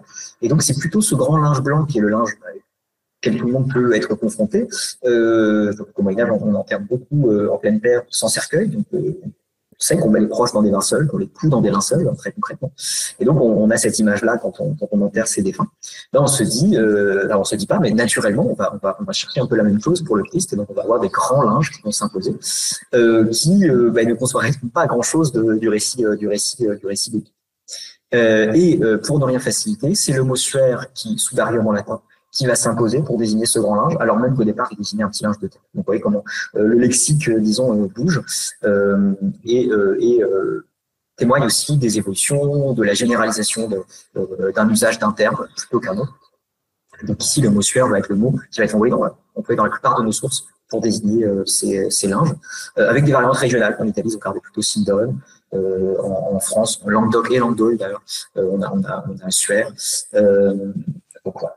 On a ces différents types de linge. Parfois, dans certains sanctuaires, on va se souvenir de la distinction entre les différents linges. Mais en fait, on va la simplifier en une différenciation entre un sindone et un soudarium, un linge de corps et un linge de tête. Mais dans plein d'endroits, on va dire, par exemple, à Chambéry, là où il y a le suaire de Turin, on a montré le sindone vulgaritaire batum soudarium, donc le sindone, ou suaire, comme on l'appelle vulgairement. Donc les deux appellations deviennent totalement cohérentes. Et on voit bien, on entend ici déjà que le vulgairement, ça veut dire dans la langue parlée par les gens. Et donc, les gens, ils disent déjà suaire, ils ont déjà totalement oublié cette appellation initiale. Voilà pour le point d'étymologie, pardon, c'est un peu barbare. Il y a un épisode particulier ou plusieurs épisodes que tu peux nous résumer dans la Bible, justement, qui parle de ces suaires? Oui, en gros, on raconte qu'on a enveloppé le Christ dans un linge en lin blanc, Sindone Munda, dans les Évangiles. C'est au moment où il a été déposé de la croix, on le met en terre dans un linge blanc, en terre dans un monument en pierre sans doute dans un linge blanc, et ensuite au moment où on va découvrir le tombeau vide, puisque évidemment le Christ il est mis au tombeau, et le dimanche matin les saintes femmes viennent au tombeau pour se recueillir, et elles découvrent le tombeau vide, puisque le Christ a ressuscité. Et alors là encore, je fais un peu un raccourci parce que ça dépend des évangiles. Mais passons. Ce qui est important, c'est évidemment ce face-à-face un peu étrange entre ces femmes qui viennent vénérer avec beaucoup de tristesse le défunt. Et en fait, le défunt n'est plus là. Et un ange sur le bord de leur tombe leur dit « Le Christ n'est plus ici, il est ressuscité comme il l'avait prédit. » Donc en fait, le linge qui est pendu sur le bord du tombeau dans les images médiévales, c'est à la fois une image d'absence, parce qu'évidemment, il faut accepter quand on est chrétien que le Christ n'est plus là, donc c'est quand même quelque chose de douloureux, et en même temps, c'est une preuve de la résurrection, c'est quelque chose d'extrêmement joyeux. Donc ce linge, il a un rôle de pivot, en quelque sorte, entre l'épisode très triste violent de la passion, et de la mort, et l'épisode très triste des lamentations sur le corps du Christ, où on imagine la Vierge, tout ça, on pleurait, et le moment où tout le monde se réjouit, en fait, il est ressuscité, donc l'histoire n'est pas finie, plot twist, on dirait aujourd'hui, il est ressuscité, et donc on va le voir ensuite apparaître en Judée, et promettre en quelque sorte la même résurrection à ceux qui le suivent. Donc une très bonne nouvelle qu'est finalement ce tombeau. Alors, savoir si c'est du coup un linge, un suaire ou des suaires, bon, toi, t'as cherché un petit peu, t'en as trouvé combien? Ah oui, alors, oui, là encore, oui, j'en ai trouvé un peu plus de 130, quelque chose comme ça, des sanctuaires dans lesquels on vénère des linges en tant que suaire. Alors, il s'agit parfois de fragments, il s'agit parfois de linge entier. Dans une bonne dizaine de cas, c'est des linges entiers. Mais oui, il y en a un certain nombre. Et c'est pour ça que je revenais sur cette petite histoire de lexique, parce que ce qui est un peu troublant, c'est qu'on pourrait s'imaginer, ils auraient pu justement se dire, puisqu'il y en a 130, autant qu'on leur donne des noms différents. C'est-à-dire ce que font les chrétiens aujourd'hui, pour éviter que ça se voit trop. Ils disent, il y a le suaire au Oviedo, le linceul à Turin, la sainte-coiffe à Cahors, le voile à Manopello, la tunique à Argenteuil. Il y avait toute une garde-robe, mais à chaque fois, on donne un nom différent, parce que sinon, il y a un truc bizarre. Et en fait, au Moyen-Âge, ils font exactement l'inverse. Ils considèrent que tout doit être appelé suaire. C'est ça qui est vraiment passionnant. C'est qu'en fait, pour eux, c'est le même objet, mais présent dans différents endroits à la fois. Ça, c'est quelque chose qui, pour nous, est vraiment très, très dur à concevoir, mais qui est fondamental et qui est lié précisément à ce besoin de se projeter dans une image de la passion, qui est une image à distance, qui est une image liée aux idées, qui est liée au ciel, et qui est liée à la fois à la matérialité, mais la matérialité est évidemment que le point de départ d'une méditation sur la passion, sur la résurrection, qui implique aussi une part d'idéal, une part de signes plus que d'objets. Et donc, cette dimension de signe du suaire lui permet d'être à plein d'endroits à la fois. Effectivement, c'est assez impressionnant, mais en vrai, si on faisait la même chose avec la Sainte Croix ou avec n'importe quelle autre relique du Christ, on aurait des résultats tout aussi impressionnants. Toutes les reliques du Christ ont été revendiquées par plein de sanctuaires, surtout sous la forme de fragments. De sorte que c'est pas du tout, enfin, c'est assez, à mon avis, c'est pas propre au suaire du tout. C'est vraiment quelque chose qui, pour les reliques du Christ, mais aussi pour des reliques de Saint-Pierre, Saint-Paul, la Vierge, on va avoir ça dans je pense, pour beaucoup de cas de dévotion médiévale. Dès que la dévotion est très importante et que le culte est partagé dans plein de sanctuaires, évidemment, tout le monde va avoir des reliques. Donc, on en voit apparaître partout. Alors, ces suaires, tu dis qu'on en retrouve beaucoup. On en retrouve dans tout le monde catholique ou est-ce que c'est quand même on focus sur certaines régions? Alors là, il y a un effet. Moi, ce que j'ai trouvé, c'est une grosse concentration en France et en Allemagne. Il me semble que j'en ai loupé aussi dans d'autres régions que je n'ai pas pu trouver, parce qu'en fait, il y a aussi des questions, on en reparlera peut-être, de comment on trouve les sources. Et ça, c'est évidemment les instruments de recherche qui permettent de trouver ces objets-là. Ces instruments sont évidemment plus faciles à obtenir quand on est en France et en plus très performants pour la France et l'Allemagne. Je pense qu'en Italie, il y en a aussi pas mal, même si sur ma carte, il ne doit pas y en avoir tant que ça. En Angleterre, j'en ai pas trouvé beaucoup non plus. Mais il est clair qu'en France et en Allemagne, il y a un foyer de dévotion très important. En fait, même deux foyers. Un foyer septentrional, qui est le foyer entre Compiègne, Saint-Denis, Paris, en quelque sorte, le domaine royal français, et Aix-la-Chapelle, donc lié aux enfants. Et c'est pas pour rien, parce qu'en fait, on raconte que Charlemagne aurait ramené de Jérusalem, où il aurait fait une croisade, un fragment du suaire. Et le fragment du suaire, dans certains récits, c'est assez drôle, dans certaines chroniques, on dit il a ramené un fragment du suaire de Jérusalem. Et avec la chapelle, le même chroniqueur nous dit donc il a ramené le suaire. Le fragment est devenu un suaire entier. Donc on voit cette grande plasticité, quoi. Et mieux, le fragment du suaire, ensuite, il est amené à Compiègne, où le roi de France l'aurait récupéré. Et donc ça, c'est ce que disent les chroniques en français. En Allemagne, on dit qu'il est toujours avec la chapelle. Et donc, de cette manière-là, on voit une sorte de démultiplication qui s'amorce autour de cette légende de Charlemagne, qui est évidemment très important, parce que Charlemagne, c'est l'empereur chrétien par excellence. Il est même considéré comme saint dans l'Empire au XIIe, XIIIe siècle. Donc, c'est vraiment une figure absolument incontournable. Donc, le suaire est un peu dans les bagages de Charlemagne, on pourrait dire, et donc se retrouve à être un élément important de cette mémoire de Charlemagne, qui est un sujet en soi tout à fait passionnant, mais gigantesque, avec toujours, vous voyez, cette association entre le Christ et le souverain, qui est quelque chose qu'on retrouve tout au long du Moyen-Âge. Et ensuite, il y a un deuxième foyer qui apparaît un peu plus tard, plutôt 14e, 15e. Et d'ailleurs, Saint-Louis, il ramène aussi un suaire à la Sainte-Chapelle, parce qu'évidemment, il a toute la collection, donc là aussi, un fragment du suaire, il n'y a pas de raison de ne pas l'avoir. Et mieux que ça, une fois qu'il a le fragment, il va offrir des fragments à ses amis, à certaines cathédrales, à certains sanctuaires, à certains proches de sa famille. Donc, il poursuit cette logique de démultiplication qui est un peu sans fin. Deuxième foyer, c'est plutôt 14e, ça va être l'unité de la France.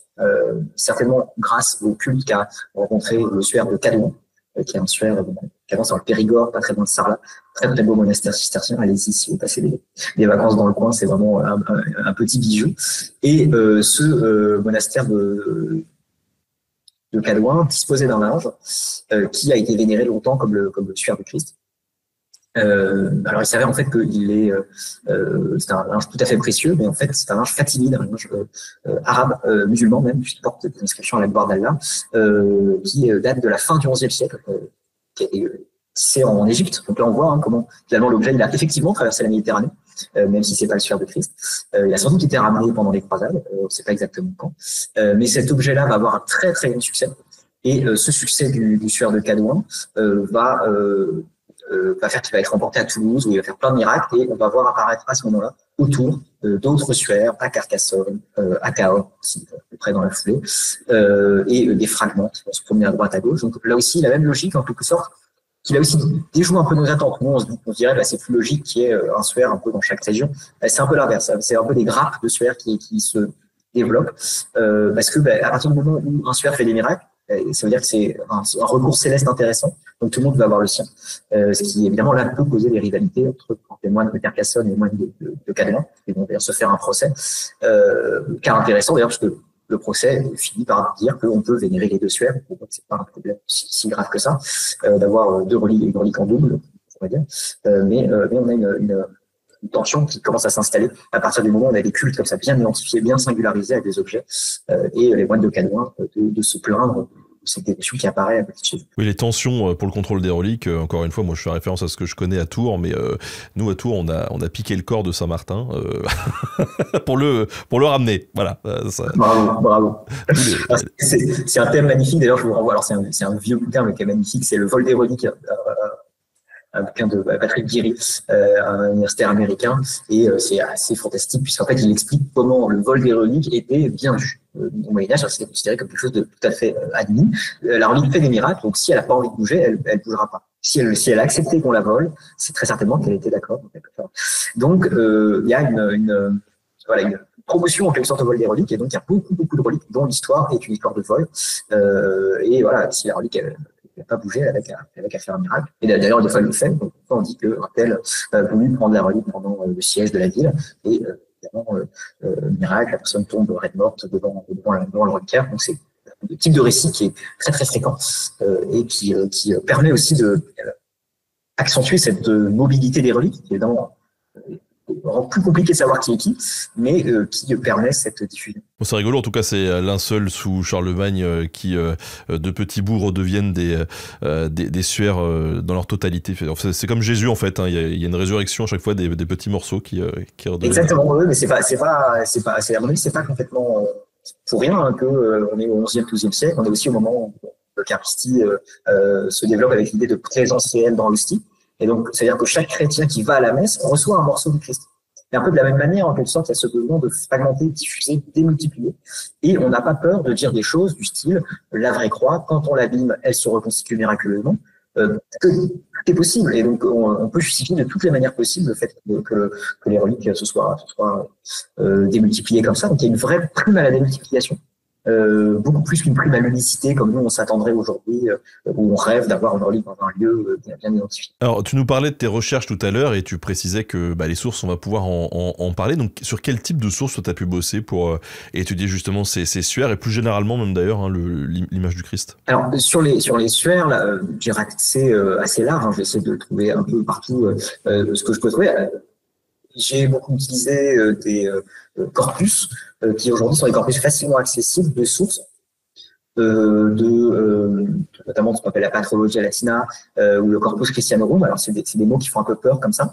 En fait, aujourd'hui on a la chance, mais c'est des outils qui sont assez anciens, mais on a la chance de les avoir en ligne et digitalisés, et de pouvoir interroger beaucoup de sources différentes avec des bases de données en ligne. Ça, pardon pour cet incise un peu technique, mais c'est vrai que ça permet de faire ce type d'enquête que moi j'ai faite, mais qui était très difficile à faire il y a 30 ans. C'est-à-dire que moi, j'ai tapé toutes les variantes du mot suaire, des mots différents suaires, des différents mots pour dire suaire dans ces grandes bases de données. Et déjà, j'en ai trouvé une bonne centaine rien qu'en faisant ça, parce que tout simplement, c'est des bases de données qui sont accessibles et qui permettent de mutualiser plein de sources différentes que j'ai pas eu à regarder individuellement et qui avaient déjà été publiées et donc que j'ai pu reprendre. Ça va être des inventaires de sanctuaires. Donc, dans les sanctuaires, on met une liste de toutes les reliques qu'on détient. Ça va être des chartes, comme j'ai mentionné tout à l'heure, on a un peu mentionné ces reliques. Ça peut être aussi des chroniques, je l'ai dit, on va raconter l'histoire de tel ou tel abbé, de tel ou tel évêque qui a ramené des reliques de tel lieu. Ça peut être aussi des traités théologiques dans lesquels on va parler de ces reliques. Donc là, il y a beaucoup de types de sources qui peuvent parler à un moment ou à un autre des reliques. Donc là, ça m'a permis de faire cette collection, catalogue, en quelque sorte, des reliques. Ensuite, quand il s'agit de rentrer dans le détail et de regarder plus précisément un cas de relique et de regarder un peu comment il vit, quelle est son histoire, là, il va falloir aller un peu plus près de la documentation, regarder des objets, des conversations très précises et qui sont très riches à la fin du Moyen-Âge, qui vont être notamment les délibérations. Ça, c'est des sources que j'ai beaucoup utilisées. On invente en quelque sorte la réunion. On pourrait dire ça comme ça. On invente les modes de décision délibératifs où on va se réunir dans une salle, qu'il s'agisse par exemple des chanoines du cathédrale ou des élus municipaux d'une ville, et on va prendre une décision. Et on est à un moment qui a parfois été qualifié de révolution de l'écrit. L'écrit est de plus en plus important dans la société médiévale, et donc on note tout. Et à partir du XIIIe, XIVe siècle, on note vraiment tout. On a des registres qui sont gigantesques, qui parfois ont été à peine dépouillés. C'est des sources qui sont encore très, très, très largement mal connues et dans lesquelles on fait des belles découvertes encore aujourd'hui. Moi, j'ai trouvé dans les délibérations municipales de Chambéry des traces du suaire de Turin qui n'avaient jamais été vues, qui n'avaient jamais été identifié dès mon master. J'étais un tout jeune étudiant, mais sans être forcément génial, il suffisait de regarder dans cet endroit où en fait on n'avait pas pensé à regarder parce que c'est des volumes qui sont gigantesques dans lesquels il faut fouiller un bon moment pour voir apparaître ces mentions du suaire par exemple. Aujourd'hui on va montrer le suaire, attention que des gendarmes soient présents pour éviter les bousculades, ce genre de choses très précises, très concrètes. On va les avoir. Au milieu d'une page où on nous dit à côté que les prostituées de tel quartier doivent cesser leur activité, que la vigne d'un tel doit bien lui appartenir et que son voisin doit arrêter de se plaindre, enfin, des genres de trucs. Et au milieu, on a des mentions de ces reliques. Donc, ces procédés délibératifs, qui laissent énormément de sources et d'écrits, sont très bavards, assez excessivement bavards. Il y a vraiment on trouve des dizaines et des dizaines de pages de sources facilement autour des reliques. Je travaille sur le suaire de Besançon, j'ai vraiment trouvé beaucoup de choses dans les délibérations des chanoines de la cathédrale. Et par année, ils doivent parler 6 ou 7 fois du suaire, ce qui est un moment où on devient gigantesque quand on les note toutes les mentions, pour nous dire qui a les clés du 3 offrandes, qu'un tel a montré le suaire à sa nièce en secret et que c'est scandaleux et qu'il ne faut absolument pas le faire. C'est des exemples véridiques, ce genre de choses. Qu'il faut prévoir évidemment de faire des cadeaux à la duchesse de Parme qui va venir quand on lui montrera le Saint-Suaire, pour lui préparer des petits pots de vin pour qu'elle soit bien contente de sa visite à la cathédrale. Donc en fait, on voit là des choses très concrètes qui nous montrent de très près au fond la vie de ces objets, qui est une vie très sociale en quelque sorte et économique très riche, qu'on n'a pas pour les 9e, 10e, 11e siècle, mais qu'on a grâce à ces registres pour la fin du Moyen Âge. Dernier type de source, pardon, j'étais un peu long, mais dernier grand type de source, les récits de pèlerinage, qui sont là aussi des sources qui explosent à la fin du Moyen-Âge. Les récits pardon ? De pèlerinage. Les pèlerins racontent leur pèlerinage, ils nous disent par où ils sont passés, ils nous décrivent ce qu'ils ont vu, et ils nous disent notamment les reliques qu'ils ont. Donc là, ils peuvent nous donner des informations très intéressantes sur la façon dont c'est montré, sur ce que le père raconte. Donc, c'est des sources qui sont extrêmement riches et qui, moi, m'ont été vraiment très, très utiles pour identifier aussi les dispositifs de monstration, ce genre de choses que les autres sources ne décrivent pas forcément. Donc, surtout des ressources numérisées, pour le coup ? Pour les registres de délibération, pas trop. Non, là, il a fallu se promener un peu. Pour les récits de pèlerinage, beaucoup ont été édités au 19e siècle. Donc ça, c'est sûr que c'est numérisé. Et pour les bases de données, là, oui, des choses qui ont été numérisées, éditées. C'est même là l'édition qui a été numérisée, c'était un luxe. Là, on peut travailler directement sur l'édition. Ça dépend des villes, les registres de délibération municipale. Besançon, ils ont tout numérisé. Ça m'a été très utile de faire ça à la maison. Par contre, le registre de délibération des chanoines de Besançon, aux archives départementales, eux, ils n'ont pas fait ce travail-là. Donc, on peut pas y accéder si facilement. Il a fallu passer un peu de temps sur place. Mais c'est des sources auxquelles il faut aussi s'entraîner. C'est une paléographie un peu difficile. L'écriture de la fin du Moyen-Âge est une écriture qui devient plus cursive. On écrit de plus en plus vite. on fait moins des belles minuscules Caroline, bien belles, comme celles qu'on prend d'ailleurs encore à faire aujourd'hui en CP, qui sont des belles minuscules qui viennent de l'époque carolingienne, de Caroline. Et on se dit que c'est bien beau, mais ça va pas très vite. J'ai plus vite. Et là, il y a des scripts qu'on a un peu d'étrangler, tellement ça finit par ressembler à des figures de médecins. Ouais, c'est ça, c'est aller un Doliprane et au dodo, quoi. Okay. C'est ça. Donc là, il faut s'y faire, mais comme tout, petit à petit, on y arrive. Et le fait que ces suaires, ils étaient éparpillés quand même géographiquement, ça n'a pas été compliqué de savoir justement où aller choper les sources, où est-ce qu'on pensait pouvoir en trouver, parce que on n'y va pas au petit bonheur la chance quand même. Non, mais en fait, j'ai fait des sondages dans différents lieux, et ça répond quand même très bien à ça que j'ai fait à Compiègne. Je suis allé, par exemple, regarder les archives de Compiègne, les archives de Chambéry, de Besançon. À Turin, il y a les comptabilités du Calme, qui sont extrêmement riches. J'ai pas parlé, les comptabilités, c'est aussi un très, très grand répertoire de sources, puisque dans la comptabilité, on va mentionner les offrandes qu'on fait aux reliques. On va mentionner aussi les achats qu'on fait autour des reliques. La comptabilité, c'est aussi quelque chose de source qui se multiplie à la fin du Moyen-Âge. On invente la comptabilité au Moyen-Âge, non seulement la réunion, mais la comptabilité. Je suis désolé, c'est beaucoup moins fun que prévu, mais on parle de comptabilité et de réunion. Non, mais souvent, dans pas mal de sujets, sur Nota Bene, on parle de la compta parce que souvent, c'est des trucs qui étaient négligés avant et dans lesquels on trouve énormément d'infos. Et voilà, c'est là où on trouve évidemment des choses nouvelles parce que personne n'a regardé. Et là, voilà, typiquement, pour citer encore des exemples un peu vivants, un tel a eu une amende parce qu'il s'est bastonné avec un tel le jour de l'ostension du fer. Et donc on a le reçu de l'amende en quelque sorte qui nous apprend que évidemment quand la ville est pleine de personnes, il peut y avoir des risques, que ça peut dégénérer. Donc on apprend comme ça des informations par toutes ces petites sources qui ne sont pas des sources spécifiques aux reliques, mais qui sont de plus en plus travaillées depuis 10-15 ans. Là, je renvoie aux travaux comme Pierre Chastan, qui a travaillé sur le cas de Montpellier, les registres de délibération de Montpellier. Mais les Italiens l'avaient fait aussi un peu avant. C'est des sources qui sont de plus en plus utilisées, qui sont très, très précieuses. Et alors, au niveau des suaires, alors tu nous disais qu'il y avait finalement différents types de suaires, mais quel type d'apparence on peut s'attendre à avoir quand on évoque un suaire? Alors, ça va changer au cours de l'histoire. Au début, ils sont plutôt blancs. Donc, c'est des linges qui sont plutôt intégralement blancs. Et c'est en lien avec cette idée de résurrection. Donc, le Christ, il est censé avoir ressuscité corps et âme. Donc, il n'est pas censé rester quelque chose sur terre. Donc, le linge est blanc et le linge, du coup, est plutôt un habit de la résurrection. D'ailleurs, on le voit dans la peinture. Parfois, le linge est même diaphane, transparent. Il est presque surnaturel déjà en lui-même. Donc, on a plutôt des linges blancs. Et de surcroît, au cours du Moyen-Âge, on affirme que on utilise le linge funéraire du Christ comme étant le modèle des linges qu'on va utiliser pour l'hostie. Quand on met l'hostie sur l'autel, on la met donc sur une nappe en lin blanc et dans un corporal en lin blanc, parce que le Christ a été enveloppé dans du lin blanc. Et il y a une interdiction très stricte d'avoir des décors sur ces linges, parce que le linge du Christ était blanc. Donc, en fait, on a vraiment cette idée très ferme que le linge du Christ était intégralement blanc, sans décor. Et d'ailleurs, le suaire de Calvin, par exemple, il porte uniquement ces petites franges, qui sont en fait des franges en écriture arabe, mais ces petites franges ont intéressé des médiévaux au XIVe siècle, à la fin du XIVe siècle, pas vraiment pour dire que c'était du conflit, évidemment, ils n'ont pas lu cette inscription, mais par contre en disant c'est quand même bizarre parce que le linge est censé être totalement blanc, normalement dans les évangiles. Donc, au départ, on imagine un linge complètement blanc. Donc, c'est des grands linges blancs qui peuvent faire parfois à Calvin, plus de 2 mètres, un grand linge, comme ça, qui est montré. C'est une différence un peu d'art abstrait, on pourrait dire aujourd'hui. Cette blancheur, on montre l'absence, en fait, on montre le fait que le Christ n'est plus là. Donc, c'est ça qu'on expose aux fidèles.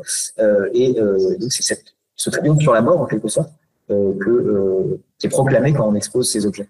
Donc généralement au début ça va être des linges plutôt blancs, puis à partir du XIVe justement on va commencer à avoir une mutation avec des taches qui vont apparaître de plus en plus dans les linges, avec des empreintes qui vont au contraire rendre présent, sensible, visible la présence du Christ. Là on a besoin d'avoir des preuves et de ramener au fond cette incarnation dans le linge par des traces, des indices qui montre que le Christ est bien passé par là. Et ça, c'est exclusif au Christ, ou est-ce que avant ça, on avait déjà ressenti ce besoin finalement de sentir un peu plus la présence d'un saint sur le linge? C'est pas du tout exclusif au Christ. La chronologie de cette question-là est une question qui m'intéresse beaucoup en ce moment. Dans les récits de martyrs du tout premier siècle, on a des mentions de linge taché. mais c'est dans la littérature. Est-ce que ça renvoie à des reliques qui sont conservées? C'est pas clair. Mais on nous dit que souvent une femme, d'ailleurs, ce qui est très intéressant, recueille le sang du martyr dans un linge. Donc là, il y a tout un jeu entre le sang du martyr et la Sainte Femme. Ensuite, au cours du Haut Moyen-Âge, des 5e et 10e siècles, on voit apparaître dans le monde byzantin des linges qui portent l'empreinte du visage du Christ. Ces linges, il y en a plusieurs, il y a la Camouliana, il y a le Mantiquon, différents linges. Ces linges, avec des légendes différentes, parfois il y a plusieurs légendes pour le même linge. Parfois on va trouver ce linge dans l'eau. Hypatia, donc la Camouliana, elle prie, elle est païenne, mais elle ne veut pas croire. Elle n'arrive pas à croire, donc ça lui apparaît entre les mains. Dans l'eau. Pour le Mandilion, c'est un linge qui aurait été peint parfois ou fait en imprimant le visage du Christ directement dans un récit qui relie au roi Syrie qui serait malade et pourrait envoyer son archiviste faire une image du Christ pour être soigné. Donc il y a plein de légendes dans lesquelles à un moment le Christ donne son image, ou bien miraculeusement ou bien de son vivant. Et donc on a cette image, cette empreinte et cette trace. Et là, c'est des petits linges, c'est des linges qui sont très intéressants parce que précisément comme le Christ n'est pas censé avoir de source écrite qui nous dise à quoi il ressemblait, bah là, on a une source iconographique. Donc, c'est aussi une manière de dire, oui, le Christ, il ressemble bien à ça. Regardez, on a la preuve. Plus important encore pour le monde byzantin, on a tout un débat sur l'iconoclasme. On veut revenir à cet interdit juif des images. On veut revenir à la loi de Moïse qui dit, faites pas d'image, au 8e, 9e siècle. Et donc, quand on fait au 8e, 9e siècle, quand on fait cette bascule entre les linges, ça permet de dire le Christ, il a bien voulu qu'on vénère des images puisqu'il a laissé des images de son visage dans des linges. Donc on a toute une théologie qui va s'appuyer sur ces linges pour appuyer l'apparence du Christ, mais aussi le culte des images dans son ensemble, qui est quelque chose qui n'est pas si simple, parce que quand même, Moïse, c'est écrit noir sur blanc dans la Bible, ne faites pas d'image. On en fait plein. Donc là, il y a quelque chose qui pose problème. Théologiquement, ça va être l'origine de plein de débats. Donc les images du Christ vont aussi servir à ça. Mais c'est très byzantin comme culte. Il n'y en a pas trop en Occident, sauf à Rome, qui est en fait une ville qui est liée à l'exarcat de Ravenne. Je ne sais pas si les gens ont ça en tête, hein, mais au cours du Haut Moyen-Âge, l'Empire d'Orient a réussi à reconquérir Rome et l'Italie. Donc il y a une sorte de permanence un petit peu de la culture grecque en Italie, qu'on voit très bien, quand on est évidemment dans la région de Ravenne, dans le nord de l'Italie, en Sicile. Mais voilà, on a cette culture un peu hellénique qui résiste. Et donc à Rome aussi, on a des images de cette époque-là qui vont en fait être peu vénérées avant la fin du Moyen-Âge. Et à la fin du Moyen-Âge, au XIVe siècle, ils vont commencer à avoir un culte de plus en plus important, donc, et un culte de plus en plus sanglant, avec l'histoire de la Véronique. On affirme que Sainte Véronique, une sainte femme, on aurait donné le linge au Christ, qui aurait imprimé son visage dans le linge. Et donc le visage du Christ, on est pendant la Passion, sanglant, s'imprime dans le linge. Ça, c'est une image qui est réputée être conservée à Saint-Pierre de Rome et montrée tous les ans lors des années jubilaires, donc des années où on a plus d'indulgence quand on vient à Rome lors d'une année jubilaire, d'ailleurs 2005 en est une, donc c'est 1300, 1350. En fait, au début, c'était censé être tous les 100 ans, puis c'est 5 ans, puis c'est 25, parce qu'évidemment, c'est très intéressant de rapprocher les termes. Donc aujourd'hui, c'est tous les 25 ans, il y en a même encore des jubilés intermédiaires qui sont rajoutés. Mais pendant ces jubilés, on va exposer notamment la Sainte Véronique, qui va avoir un très très grand succès. Dante en parle, Pétrarque en parle, comme étant vraiment l'objet que tous les pèlerins veulent voir, cette sainte face. Là, c'est une trace qui est visible. Et qui donc est un objet qui reçoit un culte important. Plus largement, en fait, moi c'est un petit peu mon hypothèse, là c'est plutôt les recherches que je mène actuellement. La question des traces me semble de plus en plus importante dans les récits de pèlerins et dans les dévotions, en général au XIVe, XVe siècle, et notamment à Rome. Il y a des cas assez amusants comme Sainte Praxède, à côté de Sainte Marie Majeure, superbe, sur laquelle les pèlerins nous disent, voilà, c'est l'histoire de Sainte Praxède, c'est une femme qui a caché des chrétiens, ils sont martyrisés, il y a du sang partout, elle éponge le sang avec son éponge, donc il y a la sainte éponge qui est conservée, elle éponge, du coup, elle met ça dans un seau, pour conserver ça dans un puits ensuite, donc elle se balade avec des seaux de sang dans l'église, et ça laisse des traces sur le dallac. Ça, les pèlerins nous le disent, 14e, 15e, on a vu les traces de sang qu'a laissé Sainte Praxède en transportant ces seaux de sang. On voit plus du tout ça aujourd'hui, mais on voit quand même qu'il y a le même dispositif, le même besoin de rendre visible l'histoire sainte par des traces qui rendent ça plus sensible et qui prouvent en même temps. Donc, cette dimension de la trace comme preuve, c'est quelque chose qui semble se multiplier dans plein d'objets à peu près à la même époque. Un des suaires les plus connus, c'est celui de Turin. Est-ce que tu peux nous faire un petit peu un point sur son histoire médiévale et moderne? Alors, le suaire de Turin, c'est un peu le pivot dans cette histoire-là des linges qui vont devenir de plus en plus tachés, puisque sa grande particularité, c'est qu'il porte précisément des empreintes et des taches de sang. Assez abondantes, ces taches de sang, et assez, on pourrait dire gore, hein. Il y a vraiment des traces très très nettes de la flagellation, de la couronne d'épines. On devine, hein, quand on voit ce linge, les souffrances que le Christ a endurées. On imagine ce Christ est enveloppé dedans et il descend ses traces et cette empreinte dans le linge.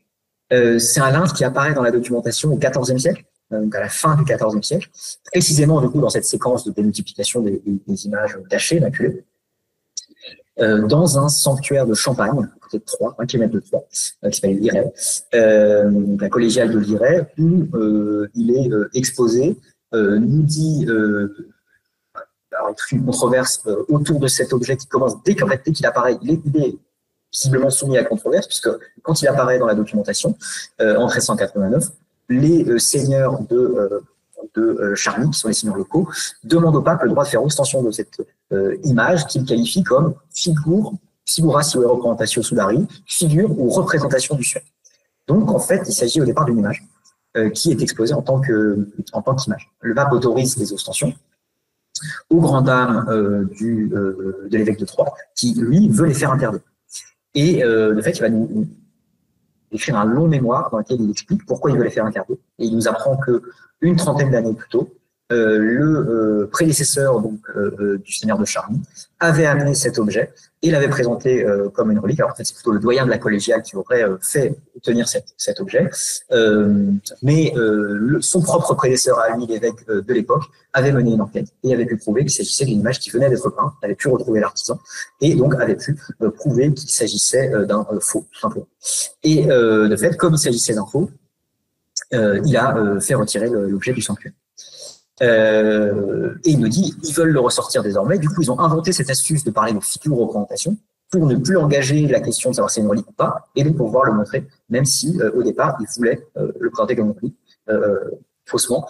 Donc, lui, il veut maintenir l'interdiction. Le pape va trancher un peu entre les deux. Il va autoriser les ostensions, mais il va interdire certaines pratiques qui pourraient laisser croire qu'il s'agit d'une relique. Par exemple, les torches, les vêtements qu'on porte, parce que c'est très important évidemment. Si on montre un objet au Moyen-Âge en portant des torches et en portant des habits religieux, c'est pas la même chose que si on le montre en civil, on pourrait dire. Donc là, il y a tout le décor de la relique de vie à ce moment-là qui est très important pour savoir comment on fait croire aussi aux gens. Donc là, le pape dit attention, pas de vêtements religieux, pas de luminaires. Donc il interdit ces différents éléments de décor. De sorte que l'objet reste une simple image. Il va basculer du côté des reliques plus tard, en 1453, quand il est acquis par les ducs de Savoie. La famille de Charny est une famille de petite noblesse qui donc extrêmement riche et un peu désargentée, va vendre le suaire aux ducs de Savoie, ce qui va leur permettre de renflouer leur caisse. Et les ducs de Savoie, eux, vont mettre le suaire dans leur chapelle, ce qui va permettre de dire qu'ils ont une Sainte-Chapelle, comme à Paris. Il faut des reliques de Christ, une chapelle devienne Sainte-Chapelle. Donc leur chapelle privée, la chapelle du château de Chambéry, devient une Sainte-Chapelle grâce à la présence du suaire. L'objet va rester à Chambéry, où il va connaître un culte en tant que relique. On a totalement l'achat est totalement secret, on n'a pas le droit d'acheter des reliques. Donc en fait, l'acquisition de cet objet se fait en secret, de sorte que quand il apparaît à Chambéry, c'est un objet tout neuf en quelque sorte. Il a plus cette controverse derrière lui, et donc on le présente comme une relique simplement. C'est à ce moment-là qu'il est considéré pour la première fois comme une relique de la Passion, qui va avoir un très grand succès au XVIe. Au XVIIe siècle, à Turin, les ducs de Savoie sont entre Chambéry et Turin. Ils vont à un moment déplacer le suaire de Chambéry vers Turin, parce qu'ils veulent aussi déplacer leurs équilibres politiques et leur capitale. Très important d'avoir la relique dynastique à côté de chez soi. Et donc au XVIe, XVIIe, on a des magnifiques processions, justement, où on voit toute la ville qui va circuler avec le suaire. On a le duc qui est donc sous son baldaquin, juste à côté du suaire, lui-même sous son baldaquin. Donc on a encore ce jeu de pouvoir sur lequel j'insistais tout à l'heure. L'objet va être vénéré comme ça pendant de nombreuses années comme une relique. Ça va un peu décliner au XVIIIe. Et c'est la modernité qui va se ressaisir de cet objet par le biais de la photographie. En 1898, on prend une photo de ce linge sur lequel, en fait, on ne voyait pas grand-chose. Et sans doute, dès l'origine, on ne voyait pas grand-chose non plus. Alors, il n'est pas facile de dire, parce qu'il est très probable que l'objet soit beaucoup dégradé depuis le XIVe siècle. C'est dur de dire dans quelle mesure. Mais les sources du XVIe siècle nous montrent déjà que l'objet avait l'air de ne pas être une planète où on ne voyait pas grand-chose dessus. Et de fait, comme on ne voyait pas grand-chose, on peut imaginer que les pèlerins devaient sans doute avoir du mal à percevoir à quoi ressemblait exactement le Christ en regardant l'objet. Et c'est la même chose au 1898. On expose l'objet à Turin, on n'y voit rien, nous disent les gens qui sont sur place, on ne voit vraiment rien. Et puis quelqu'un prend une photo et le négatif photographique fait apparaître le visage. D'une manière qui, finalement, les historiens médiévistes connaissent bien, parce que précisément quand on travaille sur des sources qui sont des sources compliquées à lire, qu'est-ce qu'on fait? On inverse les couleurs, parce que précisément, ce qui apparaissait un peu difficile à lire ressort blanc sur la photo, et donc nous permet d'avoir une meilleure lecture. Mais ça, c'est vu comme une sorte de miracle. C'est c'est pas n'importe quelle image, c'est déjà une photo. Le suaire est un négatif photographique. Et donc, en développant l'image, en quelque sorte, on obtient un portrait photographique du Christ, c'est quand même génial. La modernité a réussi à produire un portrait photo du Christ, ce qui est quand même pas mal.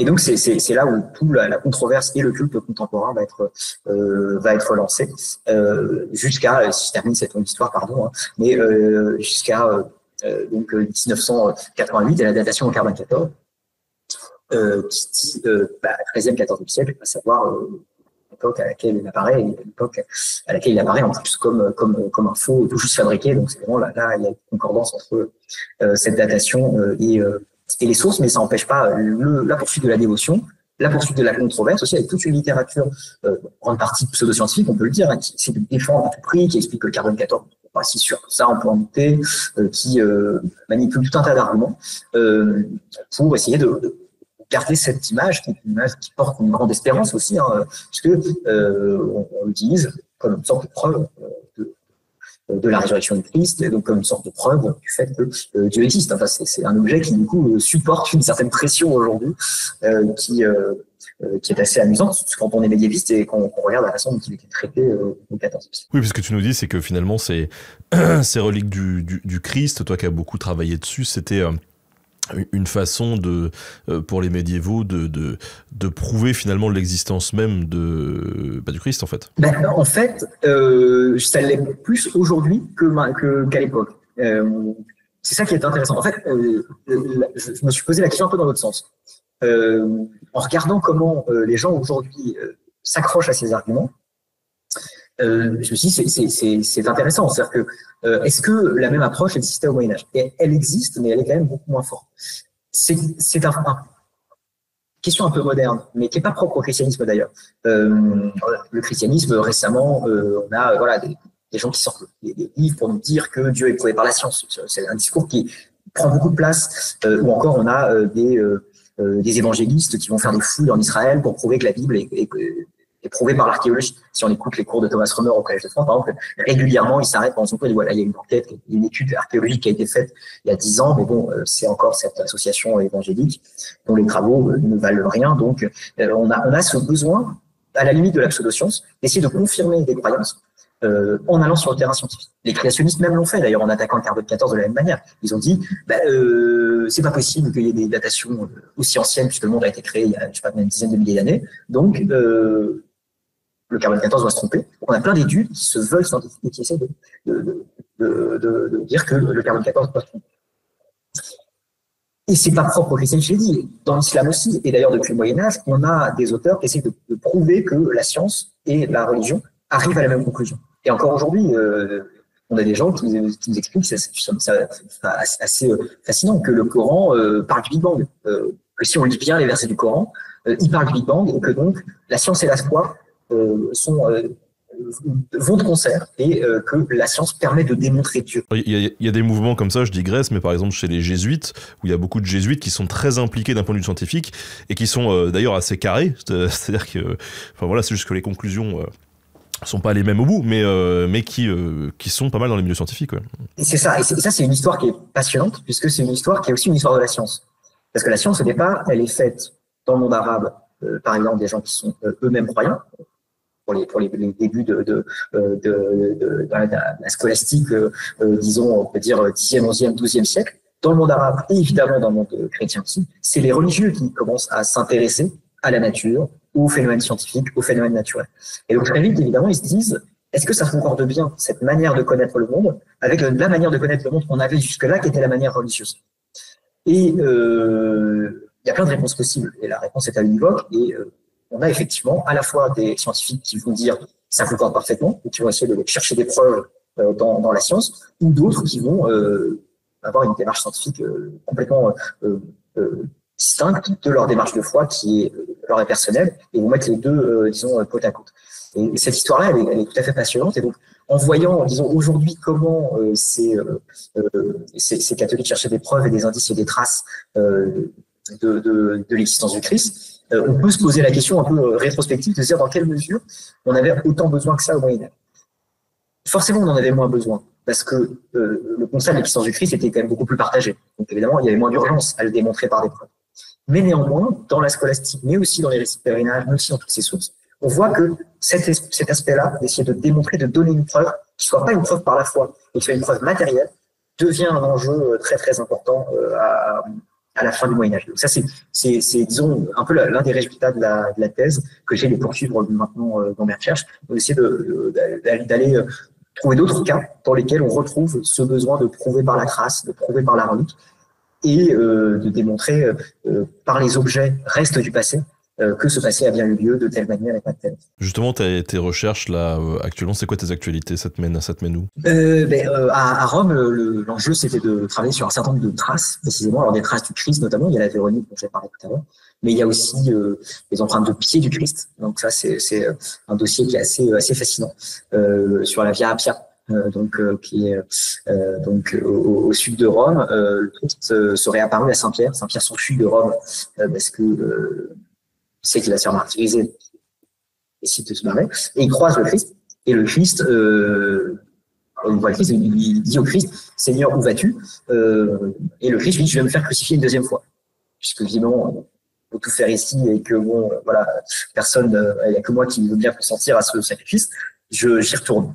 Et Pierre, évidemment, pour comprendre que c'était pas une bonne idée de s'enfuir, et donc d'aller accepter son martyre. Et de ce récit-là restent des traces de pieds sur la Via Appia. Mais il y a en fait d'autres cas, des traces de genoux de Saint-Pierre, des traces de sang des martyrs, qu'on retrouve à Rome, qui est une ville où, précisément, quand il y avait énormément de pèlerins, il y a beaucoup de sanctuaires, beaucoup de récits de pèlerins.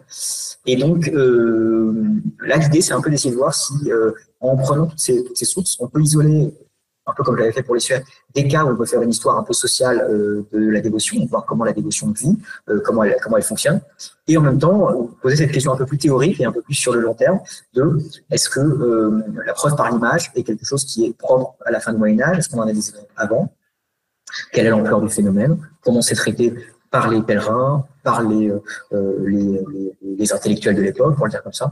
Donc c'est ça le projet que je mène à Rome.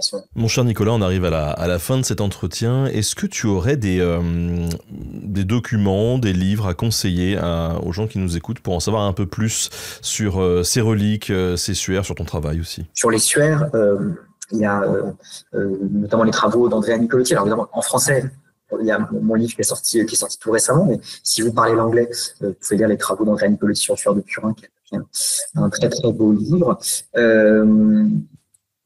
J'espère qu'il sera d'ailleurs traduit en français dans pas trop longtemps. C'est un peu un des enjeux. Sur la question des reliques, moi je renvoie à plein de sur ces questions en règle générale d'ailleurs. Hein, je renvoie aux travaux aussi donc de Jean-Claude Schmitt dont je parlais tout à l'heure, qui était un peu moi qui a été important au début de mon intérêt pour l'histoire médiévale, et notamment un cas qui peut-être intéressera les spectateurs, c'est le cas de Saint-Guilfort. C'est un peu particulier puisqu'il s'agit d'un lévrier qui était vénéré au nord de Lyon dans les tombes, conservait les reliques, vénérait les reliques. Et il gagnait toutes les courses.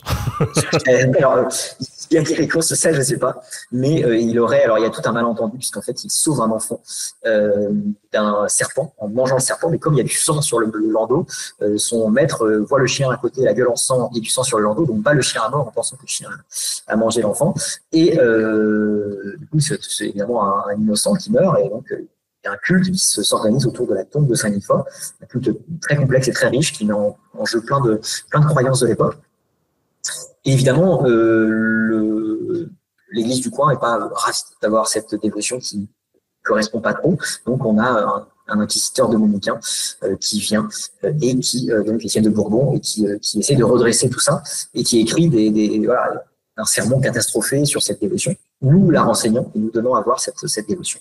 Et Jean Péfuy fait toute une enquête pour essayer de retracer l'histoire de cette dévotion et de sortir du regard de l'inquisiteur, justement. C'est-à-dire comment on peut, finalement, faire une histoire qui soit une histoire au niveau de ceux qui font la dévotion, qui croient, et pas une histoire qui soit surplombante, parce que du coup, l'historien, ici, risque de se comporter un peu comme l'évêque, qui se moque de ses croyances populaires vraiment débiles. Et donc ici, il s'agit de déplacer un peu la caméra, de mettre un peu par-dessus l'épaule, comme disent les anthropologues, des acteurs. C'est-à-dire comment on peut essayer de comprendre ce que eux y croyaient, comment leur croyance s'est développée. C'est une leçon d'histoire, de micro-histoire, de petits dossiers, mais aussi d'histoire anthropologique et d'histoire du religieux que je trouve très très belle. Donc si les histoires de lévrier vous intéressent, là il y a un saint lévrier qui vous attend. Donc Guinefort par Jean-Claude Schmitt, le Saint Lévrier. Toi, ton bouquin, on le rappelle, hein, c'est les Suaires du Christ en Occident, qui est sorti en 2024. Voilà, donc je vous invite vraiment, ceux qui nous écoutent, à aller googler ça ou à vous déplacer en librairie, c'est encore mieux, pour aller lire la documentation. Nicolas, en tout cas, merci beaucoup de nous avoir accordé de ton temps aujourd'hui, encore une super émission, je suis super content de t'avoir reçu. Merci pour l'invitation. Merci à Louis également pour la préparation de cette émission, hein, comme d'hab, super taf camarade, et à très bientôt, ciao ciao.